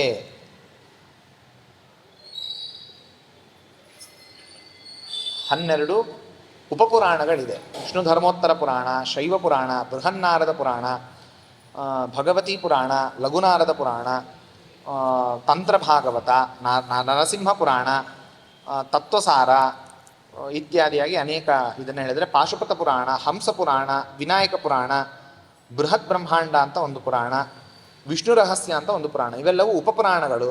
ಇವು ಕೂಡ ಭಗವಂತನ ಮಹಿಮೆಯನ್ನು ಎಲ್ಲೆಲ್ಲಿ ಏನೇನು ಹೇಳಿದ್ದಾರೋ ಆ ರೀತಿಯಾಗಿ ಸರಿಯಾಗಿ ವ್ಯವಸ್ಥೆಯನ್ನು ಮಾಡಿಕೊಳ್ಳಬೇಕು. ಮತ್ತೆ ಇಲ್ಲಿ ಹೇಳ್ತಾರೆ ಭಾರತಂ ವೇದತುಲ್ಯಂ ಸ್ಯಾದರ್ಥಥೋಧಿಕ ಮುಚ್ಯತೆ. ಮಹಾಭಾರತ ಅಷ್ಟು ಉತ್ತಮವಾದಂತಹ ಗ್ರಂಥ ಇನ್ನೊಂದಿಲ್ಲ. ಒಂದರ್ಥದಲ್ಲಿ ಅಪೌರುಷೇಯವಾದ ವೇದಕ್ಕಿಂತಲೂ ಶ್ರೇಷ್ಠವಾದದ್ದು ಮಹಾಭಾರತ. ಆ ವೇದವ್ಯಾಸ ದೇವರು ಸರ್ವಜ್ಞ ತಮರು ತಾವು ತಮ್ಮ ಮಹಿಮೆಯನ್ನು 1,00,000 ಶ್ಲೋಕದ ಮಹಾಭಾರತದಲ್ಲಿ ಬರೆದು ತುಂಬಿ ಇಟ್ಟಿದ್ದಾರೆ. ಅತ್ಯದ್ಭುತವಾದದ್ದು ಮಹಾಭಾರತ. ತತ್ರಾಪಿ ಭಗವದ್ಗೀತಾ ವಿಷ್ಣೋರ್ನಾಮ ಸಹಸ್ರನಾಮ. ಅದರೊಳಗೂ ಭಗವದ್ಗೀತಾ ವಿಷ್ಣು ಸಹಸ್ರನಾಮ ಶ್ರೇಷ್ಠ. ಶತಾಧಿಕ ಫಲಂ ಪ್ರೋಕ್ತಂ ಭಾರತಾದಪಿ ಸರ್ವಶಃ ಶ್ರೋತಾರ್ಥ ಫಲಮಾಪ್ನೋತಿ ಭಕ್ತಿತಃ ಶೃಣುಯಾತ್ಯಯಃ. ಭಕ್ತಿಯಿಂದ ಮಹಾಭಾರತ ಶ್ರವಣವನ್ನು ಮಾಡಿದರೆ ವೇದ ಶ್ರವಣ ಮಾಡಿದಂತಹ ಪುಣ್ಯ ಅವರಿಗೆ ಬರುತ್ತೆ. ವೇದ ತುಲ್ಯ ಅದು. ಪಂಚಮ ವೇದ ಅಂತಲೇ ಕರೀತಾರೆ ಮಹಾಭಾರತಕ್ಕೆ. 5ನೇ ವೇದ. ಸರ್ವೇಷು ವೇದೇಷು ಶಾಸ್ತ್ರೇಷು ಪಂಚರಾತ್ರಾಗಮೋದಿತಃ ಭಗವದ್ಗೀತೆಯ ತುಲ್ಯಂ ಫಲಂ ತಸ್ಯ ಗೆಲಶ್ಚ ಭಾರತೀಯ ಕಥಾಬಂಧಂ ಮದ್ಭಕ್ತೈರೇವ ನಿರ್ಮಿತಂ. ಆ ಮಹಾಭಾರತದ ಕಥೆಯನ್ನು ಭಗವದ್ಗೀತೆಯನ್ನು ಪಠಣೆ ಮಾಡೋದು, ಅಧ್ಯಯನ ಮಾಡೋದು, ಅರ್ಥ ತಿಳಿದುಕೊಳ್ಳೋದು, ಅದನ್ನು ಇನ್ನೊಬ್ಬರಿಗೆ ಹೇಳೋದು ಮಹಾ ಫಲದಾಯಕ. ಯಃ ಕರೋತಿ ಸ್ವಯಂ ಕಾವ್ಯಂ ಕಲ್ಪಯಿತ್ವಾ ಸ್ವಯಂ ಕಥಾಂ ತತ್ಶ್ರಮೋ ವ್ಯರ್ಥತಾಮೇತಿ ತದುಧ್ಯೇದಾಶ ದೋಷವಾತ್ ಇತ್ಯಾದಿಯಾಗಿ ಮತ್ತೆ ಹೇಳಿ ವೇದೋಕ್ತಾರ್ಥಾನುಸಾರೇಣ ಮನ್ವಾದ್ಯ ಸ್ಮಾರಕಾಸ್ಮೃತಃ. ಇನ್ನು ಅನೇಕ ಧರ್ಮಶಾಸ್ತ್ರದ ಗ್ರಂಥಗಳಿದೆ. ಮನುಸ್ಮೃತಿ ಇದೆ, ಬೇರೆ ಬೇರೆ ಸ್ಮೃತಿಗಳು ಇದೆ, ಅನೇಕ ಸ್ಮೃತಿಗಳಿದೆ. ಅದೆಲ್ಲ ಹೇಗೆ ಅಂತಂದರೆ ಅದೆಲ್ಲವೂ ಭಗವಂತನೇ ಹೇಳಿದಂತಹ ಮಾತನ್ನು ತೆಗೆದುಕೊಂಡು ಆ ಎಲ್ಲ ಸ್ಮೃತಿಗಳನ್ನು ಮನು ಇತ್ಯಾದಿಗಳು ರಚನೆ ಮಾಡಿದ್ದು. ಹಾಗಾಗಿ ಎಲ್ಲವೂ ಪ್ರಮಾಣವೇ, ಅದು ವೇದದಲ್ಲಿ ಹೇಳಿದ ಅರ್ಥಕ್ಕೆ ಅನುಗುಣವಾಗಿ ಇರುವಂಥದ್ದು. ಸರಳ ಭಾಷೆಯಲ್ಲಿ ತಿಳಿಸಿಕೊಟ್ಟಂತಹ ಗ್ರಂಥಗಳು. ಅಲ್ಲಿ ಹೇಳಿದ ರೀತಿಯಲ್ಲಿ ನಿತ್ಯದ ಕರ್ಮಾನುಷ್ಠಾನ ಸದಾಚಾರವನ್ನು ಮನುಷ್ಯನು ಮಾಡುತ್ತಾ ಭಗವಂತನ ಪ್ರೀತಿಗಾಗಿ ವ್ರತಾದಿಗಳನ್ನು ಮಾಡುತ್ತಾ ಭಗವಂತನಿಗೆ ಅತ್ಯಂತ ಪ್ರಿಯವಾದ ಜ್ಞಾನ ಕಾರ್ಯವನ್ನು ಮಾಡ್ತಾ ಇದ್ದರೆ ಅವನು ಮೋಕ್ಷಕ್ಕೆ ಹೋಗುವಂತಹ ಮಾರ್ಗವನ್ನು ಹಿಡಿದಿದ್ದಾನೆ ಅಂತರ್ಥ. ಬ್ರಹ್ಮಕ್ಷತ್ರಿಯ ವಿಕ್ಷುದ್ರ ವರ್ಣ ಚತ್ವಾರ ಏವ ಹಿ ಪ್ರಾತಿಲೋಮ್ಯಾನುಲೋಮ್ಯೇನ ತೇಭ್ಯೋ ನಾನಾ ಹಿ ಜಾತಯಃ ತತ್ರ ಕೇಚಿತ್ ವೈದಿಕೇಶು ಕರ್ಮ ಸ್ವಧಿಕೃತಃ ಪರೆ ಅವೈದಿಕೇಶು ವಂತೇಶು ಕೇಚಿತ್ ಪಶುಸಮಾಃ ಕೃತಾಃ ಬ್ರಹ್ಮಚಾರಿ ಗೃಹಸ್ಥೋ ವಾ ವಾನಪ್ರಸ್ಥೋ ಯತಿಸ್ತಾ ಪ್ರೋಕ್ತ ಆಶ್ರಮಿಣಸ್ತ್ವೇತೆ ಭಿನ್ನಧರ್ಮಾಣ ಏವ ಹಿ. ಯಾರ್ಯಾರು ಯಾವ್ಯಾವ ಧರ್ಮವನ್ನು ಎಲ್ಲೆಲ್ಲಿ ಮಾಡಬೇಕು ಅದನ್ನು ಹೇಳಿದ್ದೇವೆ, ಅದರ ರೀತಿಯಾಗಿ ಆ ವರ್ಣ ಆ ಆಶ್ರಮದವರು ಅದನ್ನು ಮಾಡುತ್ತಾ ಅಧ್ಯಯನವನ್ನು ಮಾಡಬೇಕು. ಇನ್ನು 4 ವೇದಗಳು, ಋಗ್ವೇದ, ಯಜುರ್ವೇದ, ಸಾಮವೇದ, ಅಥರ್ವವೇದ ಅಂತ, ಅದಕ್ಕೆ 4 ಉಪವೇದಗಳಿದೆ. ಅದನ್ನು ನೋಡಿಕೊಂಡು ಎಲ್ಲವನ್ನು ಆಯುರ್ವೇದ, ಸಂಗೀತಶಾಸ್ತ್ರ ಒಂದು ಉಪವೇದ, ಸಾಮವೇದದ ಉಪವೇದ ಸಂಗೀತಶಾಸ್ತ್ರ ಇತ್ಯಾದಿ ಎಲ್ಲವೂ ಇದೆ. ಅದನ್ನೆಲ್ಲ ನೋಡಿಕೊಂಡು ಸರಿಯಾಗಿ ಅಧ್ಯಯನವನ್ನು ಮಾಡಿ ಕೇವಲ ಭಗವಂತನ ಧನುರ್ವೇದ ಅಂತ ಇದೆ, ಯುದ್ಧ ಮಾಡುವಂತಹ ಇದನ್ನು ಹೇಳಿಕೊಡುವಂಥದ್ದು, ಅದು ಯಜುರ್ವೇದದ ಉಪವೇದ. ಈಗ ಎಲ್ಲವೂ ಇದೆ, ಅದನ್ನು ನೋಡಿಕೊಂಡು ಅಧ್ಯಯನವನ್ನು ಮಾಡಬೇಕು. ಅನ್ನಸ್ಯ ಕ್ಷುದಿತಂ ಪಾತ್ರಂ ಪಾನೀಯಸ್ಯ ಪಿಪಾಸಿತಂ ತೃಣಗ್ರಾಹಿ ಪಯಸ್ರಾವಿ ಪಯೋಗ್ರಾಹಿ ವಿಷಸ್ರವಃ ಯಥಾ ಪುಣ್ಯಾಧಿಕಂ ಪಾತ್ರಂ ತಥಾ ದಾನಂ ಫಲಾಧಿಕಂ ಜ್ಞಾನಾಧಿಕ್ಯಾದ್ ಭವೇತ್ ಪುಣ್ಯಂ ಪುಣ್ಯಂ ಪಾಠಶ್ರಮೇಣವ ಇತ್ಯಾದಿಯಾಗಿ ಭಗವಂತ ಹೇಳಿ, ಯಥಾ ಯಥಾಧಿಕಂ ಜ್ಞಾನಂ ಪುಣ್ಯಾಧಿಕ್ಯಂ ತಥಾ ತಥಾ ಎತ್ತು ಜ್ಞಾನವತಾ ಕರ್ಮ ಕ್ರಿಯತೆ ಪುಣ್ಯಕಾರಕಂ. ಭಗವಂತನಲ್ಲಿ ಭಕ್ತಿಯನ್ನು ಮಾಡ್ತಾ ಭಗವಂತನ ತತ್ವವನ್ನು ಜ್ಞಾನವನ್ನು ಯಾರು ಪಡಿತಾ ಹೋಗ್ತಾನೋ ಅವನು ಜ್ಞಾನದಲ್ಲೂ ಅಧಿಕ, ಪುಣ್ಯದಲ್ಲೂ ಅಧಿಕ ಅವನು. ಯಾಕಂದರೆ ನನ್ನ ಮಹಿಮೆಯನ್ನು ತಿಳಿದಷ್ಟು ನನ್ನ ಕರ್ಮಗಳನ್ನು, ನನ್ನ ಪ್ರೀತಿಯಾಗುವ ಕೆಲಸಗಳನ್ನು ಹೆಚ್ಚು ಮಾಡ್ತಾನೆ. ಹಾಗಾಗಿ ಅಂತಹವರಿಗೆ ದಾನವನ್ನು ಕೊಡಬೇಕು. ಪುಣ್ಯೇನ ವರ್ಧತೆ ಪುಣ್ಯಂ ಪಾಪಂ ಸ್ವಲ್ಪಂ ಹಿ ಜಾಯತೆ. ಪುಣ್ಯವನ್ನು ಹೆಚ್ಚು ಮಾಡ್ತಾ ಹೋದರೆ ಪುಣ್ಯ ಬೆಳೀತಾ ಹೋಗುತ್ತೆ, ಪಾಪ ಸ್ವಲ್ಪ ಸ್ವಲ್ಪ ಸ್ವಲ್ಪ ಕಡಿಮೆ ಆಗ್ತಾ ಹೋಗುತ್ತೆ. ಪಾಪವನ್ನೇ ಮಾಡ್ತಾ ಹೋದರೆ ಪಾಪವೇ ಹೆಚ್ಚಾಗತ್ತೆ, ಮಾಡಿದ ಪುಣ್ಯವೂ ಹ್ರಾಸವಾಗ್ತಾ ಹೋಗುತ್ತೆ. ನಾ ಈ ಪುಣ್ಯ ಏನಿದ್ರೂ ಮಾಡೀನಿ, ಇದಕ್ಕೆ ನನಗೆ ಫಲ ಬಂದೇ ಬರುತ್ತೆ ಅನ್ನುವಂತಿಲ್ಲ. ಪಾಪವನ್ನು ಮಾಡಬೇಕಾದಾಗ ಪಾಪ ಬೆಳೆಯದಂತೆ ತಾನು ಮಾಡಿದ ಪುಣ್ಯ ಕಡಿಮೆ ಆಗ್ತಾ ಹೋಗುತ್ತೆ. ಹಾಗೆ ವಿಪರೀತವಾಗಿ ಪುಣ್ಯ, ಏನೋ ತಪ್ಪನ್ನು ಮಾಡಿದ್ದೇನೆ, ಪಾಪವಾಗಿದೆ, ಅದಕ್ಕೆ ಘೋರ ಶಿಕ್ಷೆ ಅನುಭವಿಸಬೇಕಲ್ಲ ಅಂತಂದರೆ ಪುಣ್ಯವನ್ನು ಹೆಚ್ಚು ಮಾಡ್ತಾ ಹೋದರೆ ಆ ಪಾಪದ ಇದು ಕಡಿಮೆ ಆಗ್ತಾ ಹೋಗುತ್ತೆ, ಸ್ವಲ್ಪ ಶಿಕ್ಷೆಯನ್ನು ಅನುಭವಿಸಿ ಅವನು ಮುಂದೆ ಹೋಗ್ತಾನೆ. ಹಾಗಾಗಿ ಭಗವಂತ ಹೇಳ್ತಾನೆ, ಅತಿ ಸೂಕ್ಷ್ಮೋ ವಿಚಾರೋಯಂ ದುರ್ಜ್ಞೇಯ ಸ್ಥೂಲ ದೃಷ್ಟಿಭಿ ತಥಾಪಿ ಏತತ್ ವಿಚಾರ್ಯಂ ಸ್ಯಾತ್ ತತ್ವಜ್ಞಾನಾನುಸಾರದ. ಅತ್ಯಂತ ಸೂಕ್ಷ್ಮವಾದಂಥ ವಿಚಾರ ಧರಣಿದೇವಿ, ಬಹಳ ಸೂಕ್ಷ್ಮವಾದ ವಿಚಾರಗಳನ್ನು ನಾನು ನಿಮಗೆ ತಿಳಿಸಿಕೊಟ್ಟಿದ್ದೇನೆ. ಆ ಎಲ್ಲ ವಿಚಾರಗಳನ್ನು ಸರಿಯಾಗಿ ತತ್ವಜ್ಞಾನಾನುಸಾರತಃ ತಿಳಿದು ಮನುಷ್ಯರು ನಡೆಯಬೇಕು. ಜ್ಞಾನದಿಂದಾಗಿ ಅಧ್ಯಯನದಿಂದಾಗಿ ಬ್ರಾಹ್ಮಣನಿಗೆ ಪುಣ್ಯ ಬೆಳೀತಾ ಹೋಗುತ್ತೆ. ಸ್ವಾಧ್ಯಾಯವನ್ನು ಮಾಡೋದು ಪುಣ್ಯಪ್ರದ, ಶ್ರವಣವನ್ನು ಮಾಡಿದರೂ ಪುಣ್ಯ ಬರುತ್ತೆ, ಜ್ಞಾನವೂ ಬರುತ್ತೆ, ಪುಣ್ಯವೂ ಬರುತ್ತೆ, ಅಂತಹ ಉತ್ತಮವಾದದ್ದು. ಹಾಗಾಗಿ ಇತ್ಯಾದಿಯಾಗಿ ನಾನು ಸಂಕ್ಷೇಪವಾಗಿ ಎಲ್ಲ ವಿಚಾರಗಳನ್ನು ಹೇಳಿದ್ದೇನೆ. ಬೇರೆ ಬೇರೆ ಋಷಿಗಳೆಲ್ಲರೂ ಸಂಗ್ರಹವನ್ನು ಮಾಡಿ ಬೇರೆ ಬೇರೆ ತತ್ವಶಾಸ್ತ್ರಗಳಲ್ಲಿ ಧರ್ಮಶಾಸ್ತ್ರಗಳಲ್ಲಿ ಹೇಳಿರುವಂಥದ್ದು. ನಾನು ಧರಣಿದೇವಿ ಸ್ವಯಂ ಭಗವಂತನೇ ನಿನಗೆ ಈ ಎಲ್ಲ ವಿಚಾರವನ್ನು ನಾನು ಹೇಳಿದ್ದೇನೆ. ಇದಕ್ಕೆ ಅನುಗುಣವಾಗಿ ಮನುಷ್ಯರು ನಡೆದುಕೊಂಡು ಈ ಚಾತುರ್ಮಾಸ್ಯದಲ್ಲಿ ವಿಶೇಷವಾದಂತಹ ವ್ರತಗಳನ್ನು ಉಪವಾಸಾದಿಗಳನ್ನು ಮಾಡಿ ಭಗವಂತನು ನಮ್ಮ ಮೇಲೆ ಪ್ರಸನ್ನನಾಗಬೇಕು. ಪ್ರಸನ್ನನಾಗಿ ನಮಗೆ ಜ್ಞಾನವನ್ನು ಕೊಟ್ಟು ಉದ್ಧಾರ ಮಾಡಬೇಕು ಆ ಭಗವಂತ ಅಂತ ಭಗವಂತನಲ್ಲಿ ಪ್ರಾರ್ಥನೆಯನ್ನು ಮಾಡೋಣ. ಶ್ರೀಕೃಷ್ಣಾರ್ಪಣಮಸ್ತು.